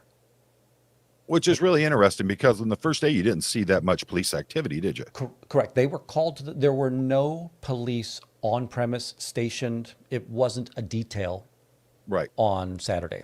But obviously things have changed, right? Oh, I didn't. The woman in yellow is the one that she's the one that Scientology co-opted to try to, later on we'll hear a story about that. But you can see there's a white shirt here. In the background, and he's actually a lieutenant. So sergeants and lieutenants both are the white shirt, and I'm sure there's a stripe designation. Oh, there's a lieutenant there as well. Okay. Excellent. And I told you earlier before the stream that when I was being confronted by the cop in the yellow, I asked the guy, you'll see he's looking down at his phone. He's the one that I had interactions with all day long. I said, have you seen me be aggressive at all today? And he's going to say no. But I see the police here, and I'm going to take advantage of this. And I am going to... The Bears event. I'm going to go tell him why I'm here. You're going to safe point them yourself, aren't you? Really appreciate So that I wouldn't hand he's out going to flyers talk to doing somebody this. first. Sorry. Somebody. Let me... Oh, that's all right. No, right. He's having a conversation with somebody, and I don't want to interrupt the officer with the conversation, so I kind of wait until... You really want to throw them off? Howdy, sir. Go there half I the just day kind of with want a to say, wig if you on, could keep and then an take eye it on me off in the today, second half. and the reason is that there are going to be... So, sorry, we're starting... I usually don't flash my camera on people right away, but you're going to see that the two street officers and then the white shirt is to my right off camera. But I'm just coming up here explaining how the day's going to go. Howdy, sir. I just kind of want to say, if you could keep an eye on me today, and the reason is that there are going to be people here that are going to claim I did stuff that I didn't do, and they're falsely claiming crimes. I have never, in the history of my having this camera, walked up to somebody and put it in their face. You're going to hear people exclaim that that's what I do. I am very careful about it. I've got body camera proving that I haven't. You're going to get some calls today. So I just want to let you know that. All right? Thank you. Appreciate it. Absolutely cool, right? Guy appreciated what I was doing. You know, I'll say there's some people that, hey, you don't need to go to that level. It just seemed like there was I didn't see a downside to that engagement. Well, if Scientology is allowed to safe point the police, why aren't you? Right. So that's another thing that I've talked about is using Scientology's own tactics against them. So what's wrong with you go into the police, go, look, they're known for swatting. They're known for false complaints. I just want to make sure that I'm covered, that you're keeping an eye and see what I'm doing. And I don't care if you follow me around all day, as long as you realize I'm not violating the laws that they're saying. So I don't see a problem with that in the least bit. I'm going to try to scrub through here real quick. Every once in a while, you'll see that the Scientologists will leave their table and go running over to the police.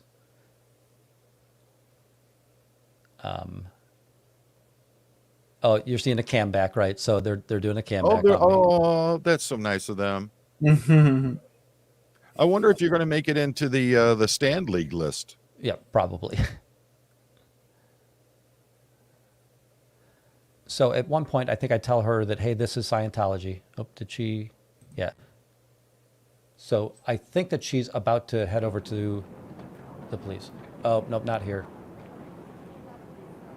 Sorry, folks. I appreciate the patience. Oh, this is Nino. Wait a minute. That guy had the red shirt on with a jacket, right? Yes, this is the one that had the jacket on earlier. Yeah. And I noticed that he's over there talking to the police, and it's like, listen, all right, let me get in front of this. This cop was cool all day long.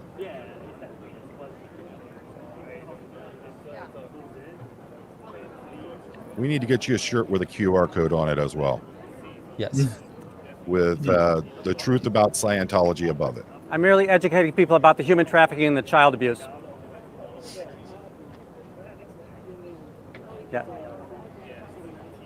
That officer literally has the look of, dude, all right. He just explained, hey, this guy's doing the same thing you're doing. You're out here telling people about your He religion. has a First Amendment right to tell anybody what he wants to, right? And I have a First Amendment right as well.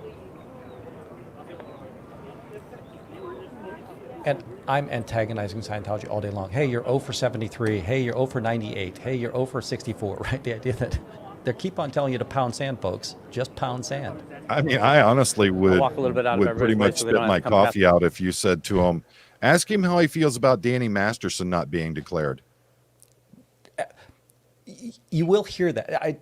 In front of the cops, I don't, because I don't. The cops. Again, I told you. I hope that's not a derogatory term. The officers, they're not invested in whether or not there's a cult or not a cult. They're there to enforce laws and not enforce laws, not principles and policies in this space. Now, I would say that this church does commit crimes, and I hate that they cover up those crimes, and the police help them cover up those crimes in many spaces. But, me telling them that this is a cult in human trafficking, it it does get their attention. Every once in a while, I'll be able to hand a card to an officer, and I Right. feel good about that. That's good. I mean, if anytime that you can get that literature out there to someone who's a non-Scientologist, again, a win. So We'll see several more engagements like this where that they're going to go running over there because I've done that. You're going to see a public do it because the public said, you can't tell them we're Scientology. It's laughable, funny, sad, whatever you want. By the way, well, the reality of it is they mix the reality of a Scientology crime versus an actual crime far too often. And that's the thing is that he's committing a crime. Well, what crime? Well, LRH says, no, that's not a crime. That's your own stupid ethics stuff, but they blur that line a lot in the pursuit of trying to get their way over things. By the way, folks, make sure you let Mona Fat Grammy know. And if you get a chance, get over to Audit LA. Let them know how much you appreciate the fact that they got the city of Los Angeles to tell Scientology, take the planters down. That was awesome. That was a huge win.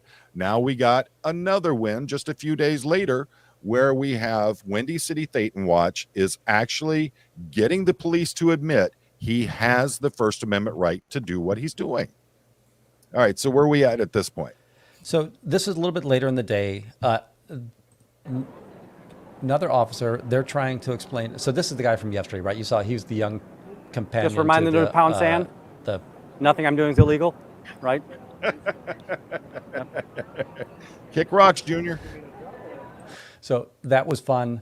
I mean, I'm the kind, I'll say some dastardly stuff. I'll be like, officer, can you please let him know he shouldn't be pulling the underwear out of his butt crack while he's in public like that, or he shouldn't be picking his nose out here. That's kind of nasty and not very professional.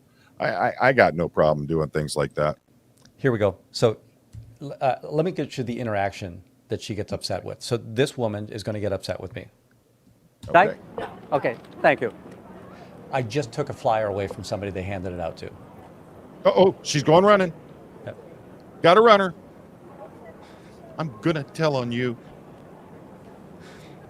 Those were mine. And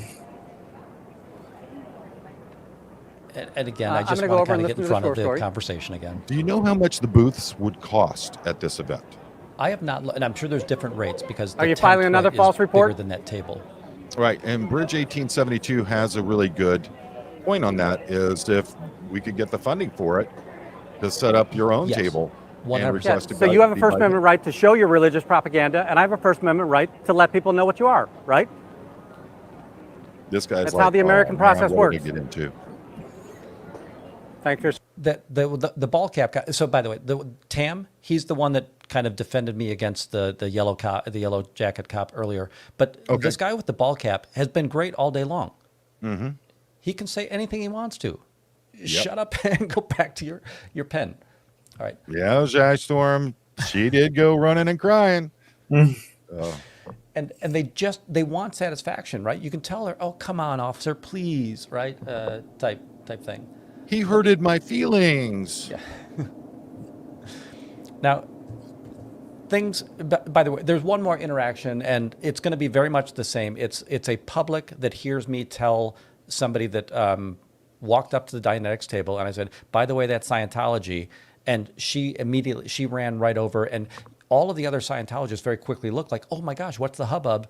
And they couldn't pull her back from the police fast enough. But it was the exact same. So it was the exact same response that was going on there. Now, I'm going to pull another video up. Okay. And Bridge, I bet that booth at that Comic-Con, boy, I bet that's going to be an expensive one for sure. Oh, here we go. Yeah. So this one's kind of interesting. That guy right there, I'm going to pause it for a minute. He looks happy. I'm very confident that he is somehow associated with Scientology. When the officer, the yellow jacket officer, first has interaction with me, he stands between me and the officer so that I can't record the conversation. and he towers over me. So all I did was raise my, I've got a gimbal. I just raise it up in the air and I can see it. But he, again, all day long, the violations of personal space were always somebody who is Scientology or somebody involved with the event. But you're the problem there. I wouldn't be surprised if he was a private investigator. That's not an unusual thing that we've found. Private investigators seem to be quite common with that. Is that that's Mr. Chin Mask, right? Correct. Back at it again. Yeah. So at this point, this guy, it's this young kid, he wants to get satisfaction, and he's just not getting satisfaction, right? In regards to what's going on. He should try a new haircut or a new cologne. Yeah. So. I'm gonna, again, these cops, they're pointing me, they're referring to me every once in a while, and I keep on teasing him that, hey, how many times do they got to tell you to pound sand, right? That I'm not. But you got to remember, him wearing that mask on his chin is saving the world. Yes. So he is doing his part. Now, here's where things get a little bit sideways for me today. You see the woman in the yellow, and she's the one at the beginning of the day that I said, oh, look, right?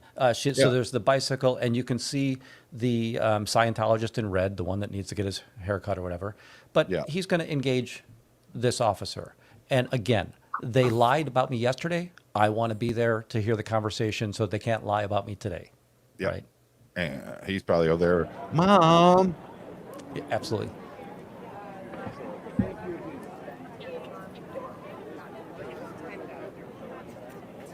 Can I help you? Rose-colored glasses. We're having a conversation here. Why Are you having? be in the conversation? Well, I'm going to say that he's talking about me. I want to see what lies he's telling you. About you. He's talking about a group. If you were with, them or with her. Okay. He's talking about her. Yep. All right. Let's go over here. Again, she needs to make the statement. Are you going to go someplace else in public? This is an investigation. I understand that. You have Thank you. every I right to appreciate be that. there. It is. It is. But you can. He's excited. He's making headway. Do you notice See, she's got she doesn't rose-colored understand. glasses on, right? Yeah. Looking at the world through. Yeah. That there's no expectation of privacy in public? I don't know what's going on. Uh-huh. But, well, do you agree with what I just said? Is there an expectation of privacy in public? So, right, Okay, she's good. blocking me. But you're going to play defense. You're going to play defense? No, but just that, you're making me a little nervous. Just give me How some am I space. making you nervous? You're You with a gun She doesn't are want- nervous of me? She doesn't want to be approached. Then she shouldn't be in public. No, that's not how it works. Yes, it is how it works. She tells you don't go near her. You don't go near She has no right to tell me where to be in public. her. Okay, but I'm telling Have you. I committed a crime? Am I being detained? Why are you getting upset? I'm not being. I'm asking questions. No, you did nothing wrong. Oh, look at you body check. Look at you body check. See, now how hard was that? You're so trainable. I really appreciate that. You're so trainable. Yeah, she's fully running interference. They're a human trafficking cult. So he's just handed her propaganda. Yeah, I see that. What part of this police engagement If it requires if that? it finds out, Right? At this point, he makes a statement. We might hear it, but he's going to say, they hate Dianetics. It's like, yeah, that has zero to do with why you're here, folks. No, People's crimes. Tell us what our crimes are. Pause it for 1 second there, Paul. Okay, Becky wants to know, do they need to say they are investigating? Well, here's the thing. At some point, they need to advise you that you are obstructing and that you cannot be in a certain situation. Otherwise, how do you know that you're potentially violating the law? And that's the problem here is they're admitting you're not violating the law. We're just going to violate your rights and stop you from being able to do what you are constitutionally allowed to do. This is literally textbook 101 on this, folks. This is how that it makes the Chicago Police Department look like they are safe pointed or they are in collusion with Scientology. Well, not the entire one, because here we have the young officers that were there and they're like, hey, look, this guy's not violating any rights. But now you have this bike officer here who for some reason has found that she doesn't like you or she doesn't like the other person. Nana, is it Nana that was there? Nana? Never in Nana. Yep. Yeah. So Never in Style Nana. Style Audit 1A was there. Never in Nana was there. So they're somehow they're saying she's concluded that you guys are there for no good. you're causing a disturbance, or how, for one reason or another, she's just not happy with what you're doing, and she's not happy with anything that's going on. And so what she's got the other officer running defense for her to keep you from being able to hear what they're saying about you. And now it looks like she's taking actual propaganda from Scientologists about about what they do. She's clearly showing doing things that she shouldn't be doing. Now, I would take the propaganda, yes, but I wouldn't be, if I'm not actually investigating a crime, there's no reason why you can't be there to hear it. Now, if he's got something private to say, step inside that building right behind you, and that's private property. Otherwise, there's no expectation of privacy out there. Absolutely. Now, there's a couple of things that we're gonna find out. This officer has a pretty full jacket. How would I better explain? She has complaints against her. She has a lot of citizens' complaints against her. Probably has a disciplinary record within the department as well. Is that what you're trying to say? Absolutely. And one of those, we talked about this earlier, one of them is she accidentally discharged a firearm. That is one of the complaints against her.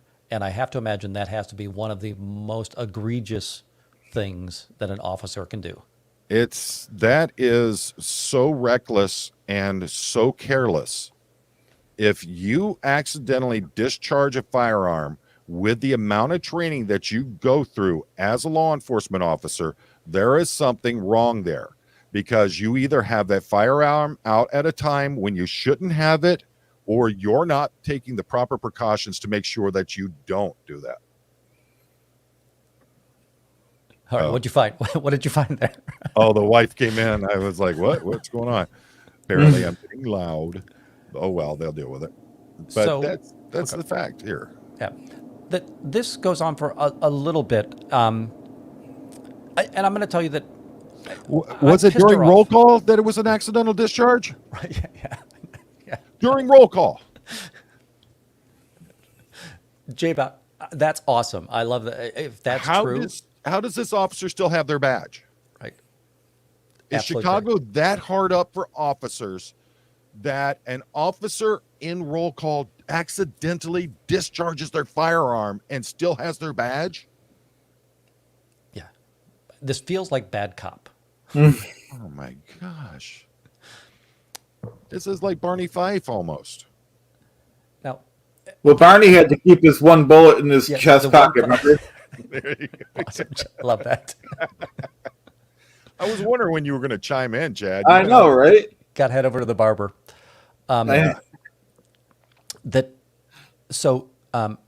say that I think that I pissed her off, right? I put a bee in her bonnet when I wanted to keep recording the conversation, right? So I'm not doing myself any good here, but I haven't done anything illegal, and there is, it's a bias in order for her to make a judgment of that nature. Right. There you go. Indigo's got, yes, they have a lack of applicants, so they lowered their standards. It's caused a lot of issues on the force. Well, the Chicago brought this on themselves with the way that they've handled things with their department. Correct. And now they're having a lack of competent people applying to the department, or a lack of people applying, period. How many did they lose that went right across the state line into Indiana because Indiana said, hey, guess what? We're not going to put you through the same garbage you're being put through there. So that's on Chicago for how they've handled this. Now they're paying the price for it. This is really, really interesting. So what happens from this point now? So I don't care about Dianetics. I care about human trafficking. I care about child abuse. I'm responding to he just said, these people just hate Dianetics. It's like, woe is us, right? And again, I've explained to him it's child trafficking, it's human trafficking and child abuse that I'm against. And J-Bat just put the link up to it. J-Bat, you are awesome. Oh my God. I love my mods. I will say we've had fun with there's been all kinds of issues. Mm-hmm. I feel very safe with my mods because I go through engagement. I can't watch chat. while an intense situation like this is going on, or while I'm trying to educate somebody on the sidewalk. And I think it's incredible. I love that these people have my back. They know who and how to call when things happen, or if anything went sideways. They know how to keep things calm in the conversation, because it's in my opinion, it is very important to me that I am present on the street when I'm in these situations, right? Things can go sideways very fast if you're not truly paying attention to what's going on here. And the thing is, that's exactly how I feel about my mods. They are literally the first line of defense that we have. And I don't think people realize just how important it is. I'm going to pull something up real quick here so everybody can see it. Is this Kimberly Otten that we're talking about? It is. Okay. 7988. I think that if they give you a badge number, it's 798. Let's take a look here. Civilian Police Authority Accountability received an initiation report from Chicago Police Department. Member Shannon Martin reporting Officer Kimberly Otten was involved in an accidental discharge of her firearm at 2301 South Lake Shore in the roll call room. If you were to Google, we need to Google 2301s. Okay. Where Officer Otten unintentionally discharges a firearm while attempting to put on a duty belt. Wow. Put on a duty belt. Hey, sorry guys. Oops, my bad.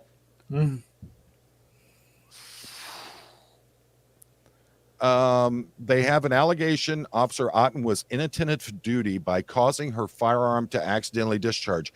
How? I don't understand how that happened. Okay, let's see. Disciplinary recommendation. Received various awards. Received a reprimand in 2023 for medical role failure to report. So COPA is the civilian. Chicago is so corrupt that they have an outside of the police department, there is a civilian group that COPA is a civilian group that investigates these crimes. Oftentimes, if it gets to the point where they want to move forward, it then moves back into internal affairs. So it can get killed if the police want to kill it, they can kill it.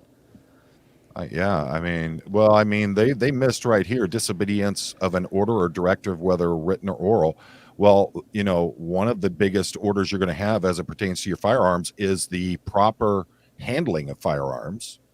Let's see here. They got that one right. Okay. Unlawful or unnecessary use or display of a weapon. Don't you think that would be an appropriate thing there? My goodness. What did they actually do in this? I don't see what they actually did in this case. Yeah, I'm not sure. I wouldn't know how to read that. But that's why we have that's our just sad. Grammys and Monas of the world, right? Oh, she got a 1-day suspension, says J-Bat. Nice. Wow.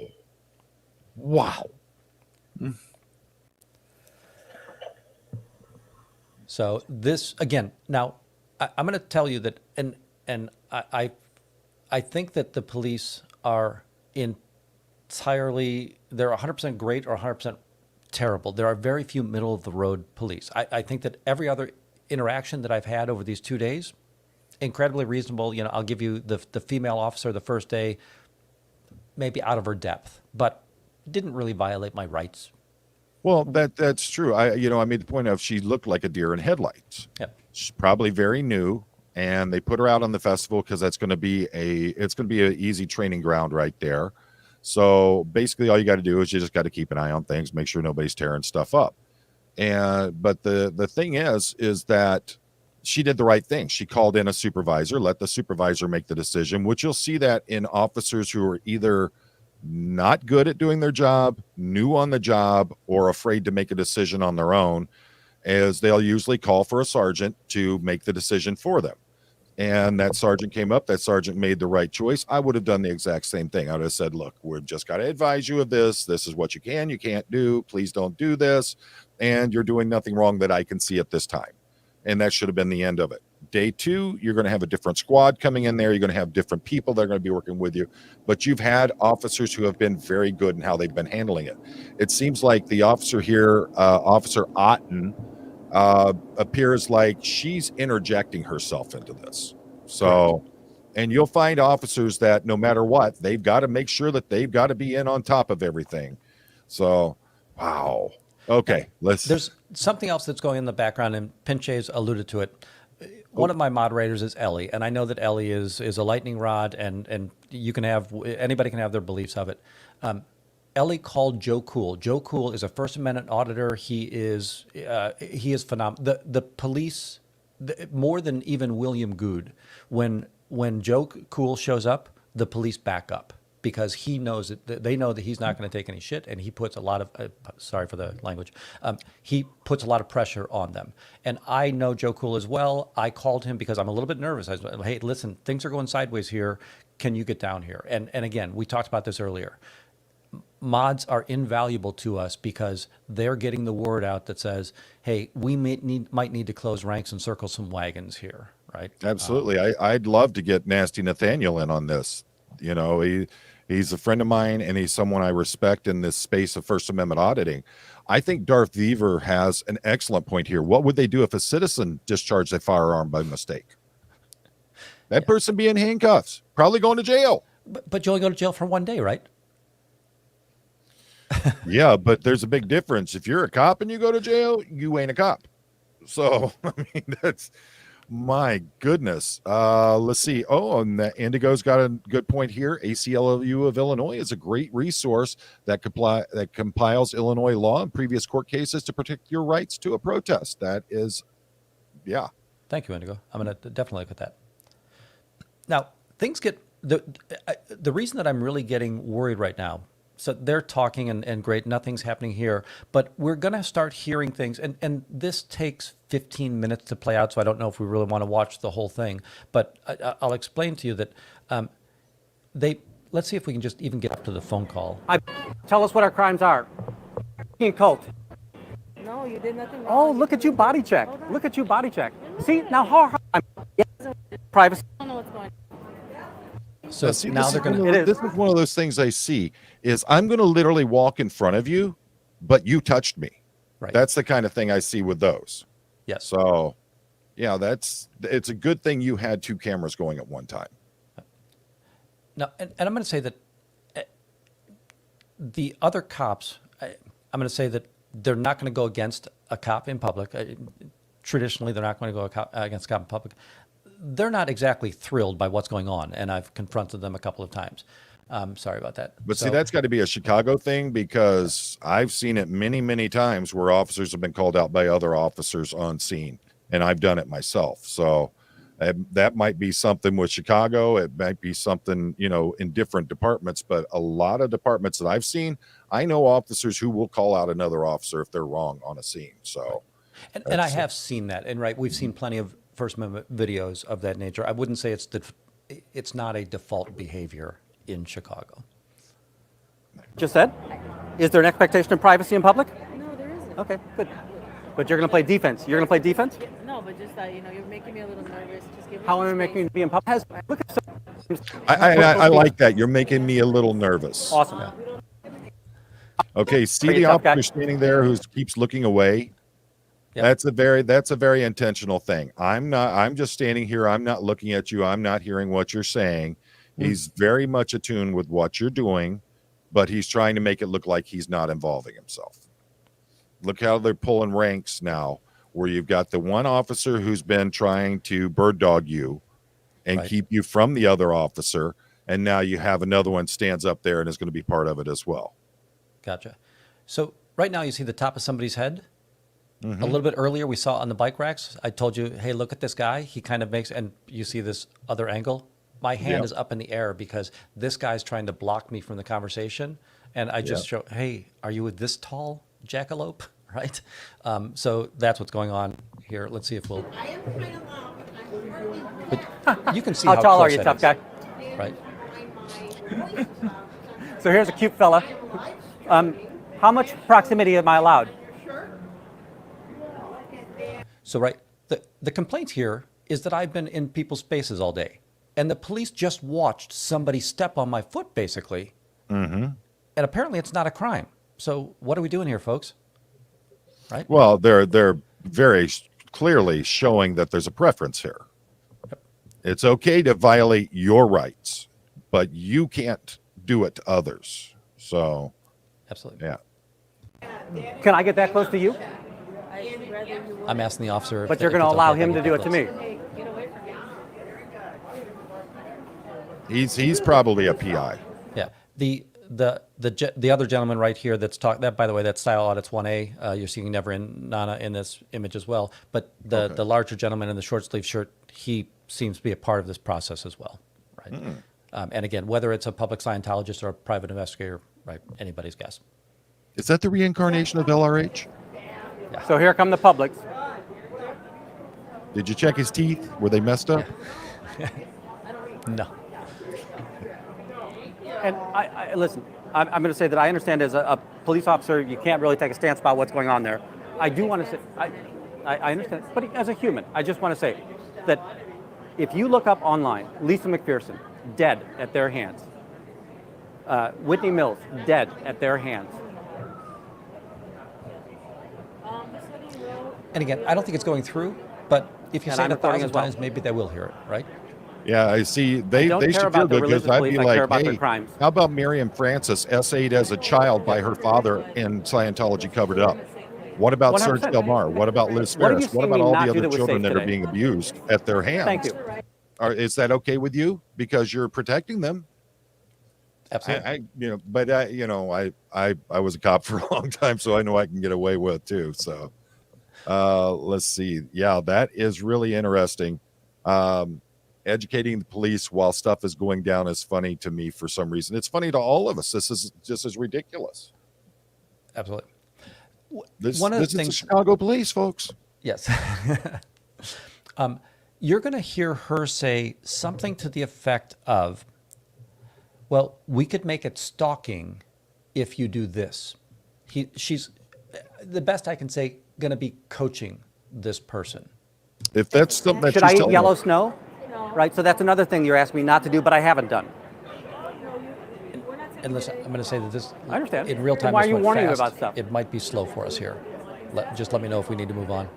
Okay. She's trying to think of a crime, right? She's trying to think, what can we get him for? Look how she's covering her mouth. Yes.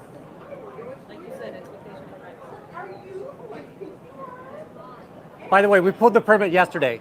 They realized they can't kick us off. It's a public event. That's not the problem or the question here. What is the problem? Borderline of harassing somebody is the problem. So did you hear her claim at that point? Mm-hmm. It's borderline harassing somebody. So what I've been Well, doing we is already borderline. know how professional she is as an officer. Right. So And again, borderline means, well, then no crime, right? Yep. it's yeah, it's we when you got on the other side of the definitely, border. definitely you need to FOIA her body cam. Yep. 100%. And now the guy in front of us, he was very good about turning his body cam on all the time. My guess is we're going to find some accidental forgot to put my body cams on. But again, that's just another folder in the jacket, right? I would advise contacting the ACLU, taking this footage to them and seeing what they have to say and if they're willing to proceed with anything on your behalf. This is ridiculous. I mean, we have an officer who literally was in roll call, putting her belt on and discharging. I've never heard anything like that. Right. That's how did you do this? Is there a reason why they got you out on bikes? So yeah, There is a part of me that says, was one of your penalties, right? You're a bicycle cop. Explain to me how I harassed him. Do you want to look at 8 hours of video and show that I've done it? Figure it out. I'm not mad at you. I didn't come to you. Why are you raising your voice? Why are you raising your voice? My voice. So the reason you saw I lowered my voice, and because she was raising her voice, the cops all the time keep on saying, "Why are you yelling at me? Why are you mad?" And she was obviously yelling, but she just doesn't want to admit she was yelling. yeah, I'm just having a conversation. Make it sound like I was Uh-huh. just figured you hear me from over here.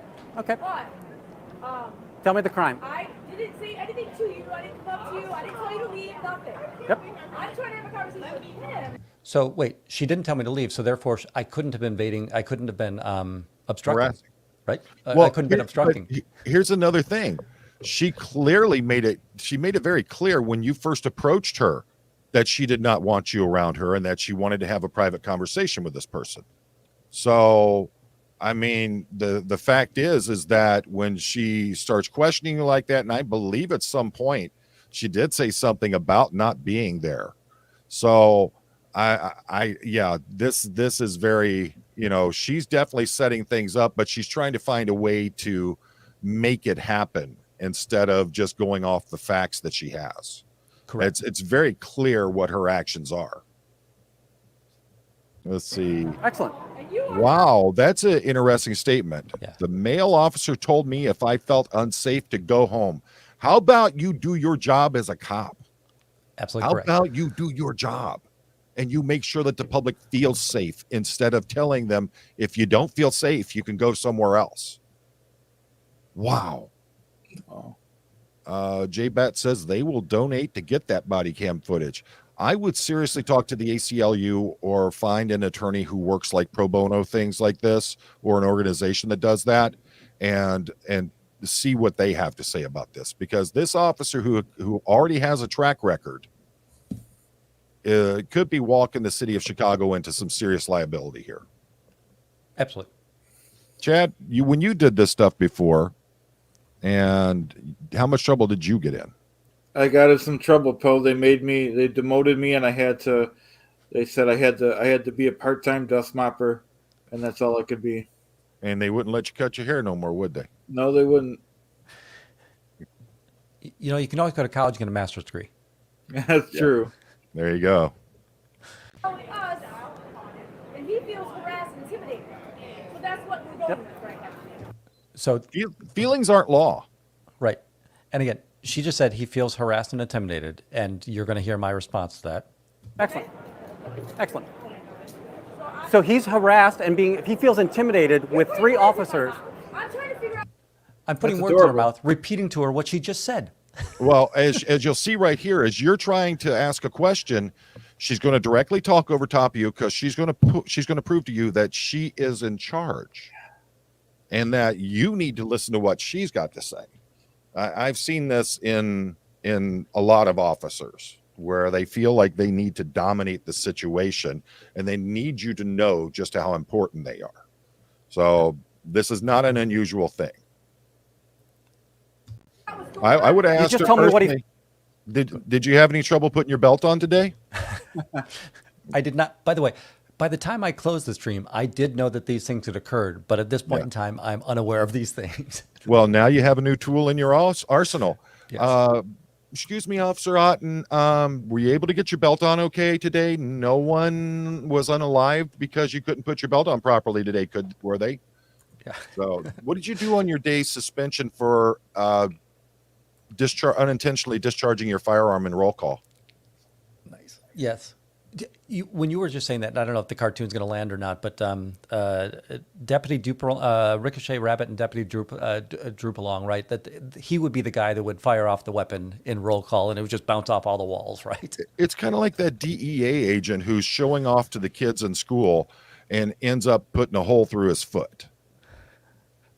That's what keeps coming to mind when I keep thinking about this.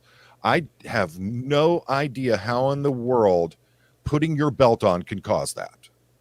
I meant to do that, folks. Francis. This is killing me. There is So, one other person that discharged their firearm unnecessarily, and you guys could look it up. His name is Mark Furman. I'm serious. He got in trouble for it. You can look it up. Was that pre or post?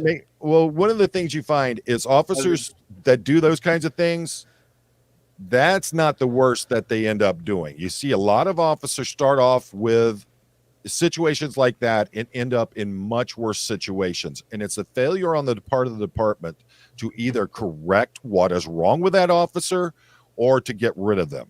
So, I mean, could this be the next person who does something along those lines? Who knows? But the fact is, is that if the city of Chicago doesn't get on top of these things and start straightening their department out, they're going to have some real problems. And I say that as a retired chief of police, as a retired executive in law enforcement. If you don't get in front of the problem is going to get in front of you, and it's going to drag you into court, and it's going to put a lot of people in liability. And God forbid that someone is that someone is no longer with us because you failed to deal with an officer who can't do their job properly or weren't competent to do it in the first place. So my plea is to the city of Chicago, get your house in order before it all comes crashing down on you. This is not a joke, but we're heading into the 2-hour mark here. And so what happened with all this? So at the end, they have a conversation, and I can still overhear them. They end up calling. I have to guess who they're called. They've either called back to the org, or they've called OSA, or they may have called Joe Cicala, right? I've told you that there's a lawyer here. Okay, yeah. And you can see that they keep on putting the phone between the two of them, and they have these conversations. And they keep on saying, well, if he does that, that's jail time. And if you can get him for this, that's the next thing. So they have this bit of a conversation in regards to that. I'll see if we can. And hold on. You got that all on video? Yep. Would you be interested coming back Tuesday night? And Absolutely. Let's go in depth on that. Absolutely. And we'll literally proof of collusion, Chicago PD. Love it. I think that would be an excellent one where we can just focus on that situation and Officer Otten and what Officer Otten's doing, because this is insane, to be honest with you, that these kinds of things are going on, and you have this officer clearly doing this, knowing they're on video. This is ridiculous. At one point, she used the term, because I said, I heard you call and they asked for what's the name of this guy out here, and I heard them say my name, and then she wrote down the name, and she said, oh, so now I'm going to get you for eavesdropping too. And it's like, oh, okay. Oh my goodness. If this is true, a deputy chief in Chicago just got in trouble for slashing tires? Wow. They got problems from top to bottom there. This isn't just, wow. You hear it in LA, and you hear it here as well, that there are gang members in the Chicago Police Department, right? That they are, Project O gang members. There are people that just don't belong. They don't have what I would say is the mental fortitude to hold that position. J-Bat is a beast. Go at it, J-Bat. Go at it. My goodness. So, all right. So let's do this. Tuesday night, 8 p.m. Eastern Standard Time, 7 p.m. Chicago area. Let's get back. Let's continue this, and let's show the proofs. Let's bring the receipts about what Officer Otten did and how this has been handled. Because if this is going the way that you're saying it is, then more than likely an actual complaint has been lodged. So all this needs to be put out there as publicly as possible. So everybody, one of the things I'm asking you to do, go to WindyCityThetanWatch's. I'm going to go ahead and pull it up again. I'm going to pull up the link. And what I need you to do is make sure that you're sharing this content. Let people see how he is being treated, how his First Amendment rights are literally being infringed upon, how an officer who clearly has had some problems in the past and has been disciplined for it, how they are acting, how they are treating the constitutional rights of a citizen in the city of Chicago. Bridge wants to know if Joe Cool can join the next one. I would love to have Joe Cool come in and join us for that. I'll reach out to him and see if he's up for it. I know he's been on panels before. So, and by the way, if you've never watched him, it's impressive to watch. You'll see that the police are all foots forward on a victim. Joe Cool shows up, they basically back up across the street, and they just, hey, get away from guys. We want no part of this. And who has a link to Joe Cool's I think YouTube it's channel? at Joe Cool Chicago. But let me Okay. check real quick. Cool. Yeah, let me because yeah, if we can get him in here on that, that would be awesome. Joe Cool Chicago, right? Yep. If I could learn how to type. Shows him with a mask on. Yes, that is him. Excellent. All right, so let me get his. I'll pull his YouTube up as well, because if this is how he handles things and he's on top of it and don't play no games, we need to make sure that he gets, he gets some attention on this too.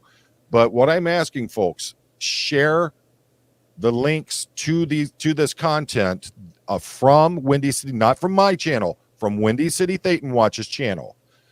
Get that out there to everybody you can.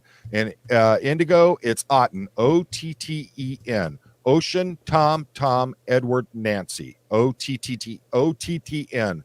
And I started stuttering right there in the middle of it. So, all right. Paul, this has been just insane. This is truly insane. But this is my scariest police interaction. And I've gone 3 months without an interaction. Early on, we had there's a lot of police interactions, and I would love to kind of go over some of these elements. And you popped that cherry real good there, didn't you? Yes. So, yeah. Poke the bear. Yes. Yeah. So, all right. So Tuesday night, 8:00, I'm going to have the link up as soon as we find out from Joe Cool if he's going to jump in with us. I will have the link up for everybody, because this is just insane, folks. We need to devote an entire episode just to that, because we already know LAPD has been colluding with Scientology. Now we have Chicago PD. Looks like they are colluding as well, where you have an officer giving them instructions and coaching them on the best ways to file a complaint against someone. That's not justice, folks. That's not justice. That's a witch hunt. That's vigilantism. That's literally telling people how to violate other people's rights. This cannot stand. It needs to be put out there. Chad, do you have any closing thoughts for us besides needing to brush that hair? I think I'll take that under advisement, Paul. I think that Chicago, they don't have a good police department, but I just hope they keep making good pizzas, Paul. Yes. Well, I think I like Giovanni's, and I've tried Maldonado's, but I like Giovanni's better. But and Uno just too corporate for me. So, all right, Paul. Last closing comments from you, sir. Yeah, I'm going to say I really appreciate being out here. I will say that I thought that the weekend went great. We really did shut down Scientology. Scientology, because of the Chicago protesters, has 0 new Scientology starts from Chicago. Awesome. And to me, that I take a lot of pride in that. But there's so many other Chicago protesters out there that are doing that. And again, I don't think that I'm going to get people out of Scientology. My goal is to stop people from entering Scientology. Right. So. I'm trying to Adam. That should be 5 p.m. for you out there in Cali. So anybody out on the West Coast, you're 3 hours behind. So 8 p.m. here would be 5 p.m. there. 6 p.m. for the folks in Chicago. So, folks, let me say this. You all know I'm a retired police officer, over 30 years behind the badge. I took my oaths and I took my duty as a police officer seriously. In all that time, 3 complaints filed against me in nearly 30 years. Why? Because I treated people like human beings. I respected their constitutional rights. I respected the law. I respected the oath that I took. There are bad actors in every genre, folks. Calling them out is the duty of citizens in fighting to protect your rights. You cannot let them just go, I'm a cop. I'm going to do what I want. No, you cannot allow that. And Tuesday night, we're going to get into it a little bit deeper. And we're going to expose just how this officer is and how they've been and what they did in this situation that appears to be a violation of a citizen's constitutional rights. I thank you all for being here. Who is live right now that we're going to be able to send everybody over to? There's some weirdo name. Serge Delmar is live, folks. I would send him over to this guy named Clearwater Chad, but he keeps stalking me, and I'm just not putting up with that. Well, I am going live right after this post, so if anyone wants to see Southern John, put your link in there, Chad, so everybody knows it. Okay. I mean, it's I'm getting a TRO. All right, getting tired of this. So, all right, folks. As always, thank you so very much for being here. Thank you for being a part of this. Thank you for investing your time in this. Yes. If we do not call out the true bad actors, if we do not call out those that are violating the rights, how do we make footway in going against an evil cult that violates everyone who is part of it? That what they do to children is absolutely ridiculous. What they do to their members is ridiculous, to what they do to the elderly. If we don't start somewhere, we never make ground. The folks in Chicago are doing tremendous work. Now we just need to make sure that the City of Chicago Police Department doesn't violate their rights and doesn't do the wrong thing. And as always, folks, life is short. You get one shot. Make it count.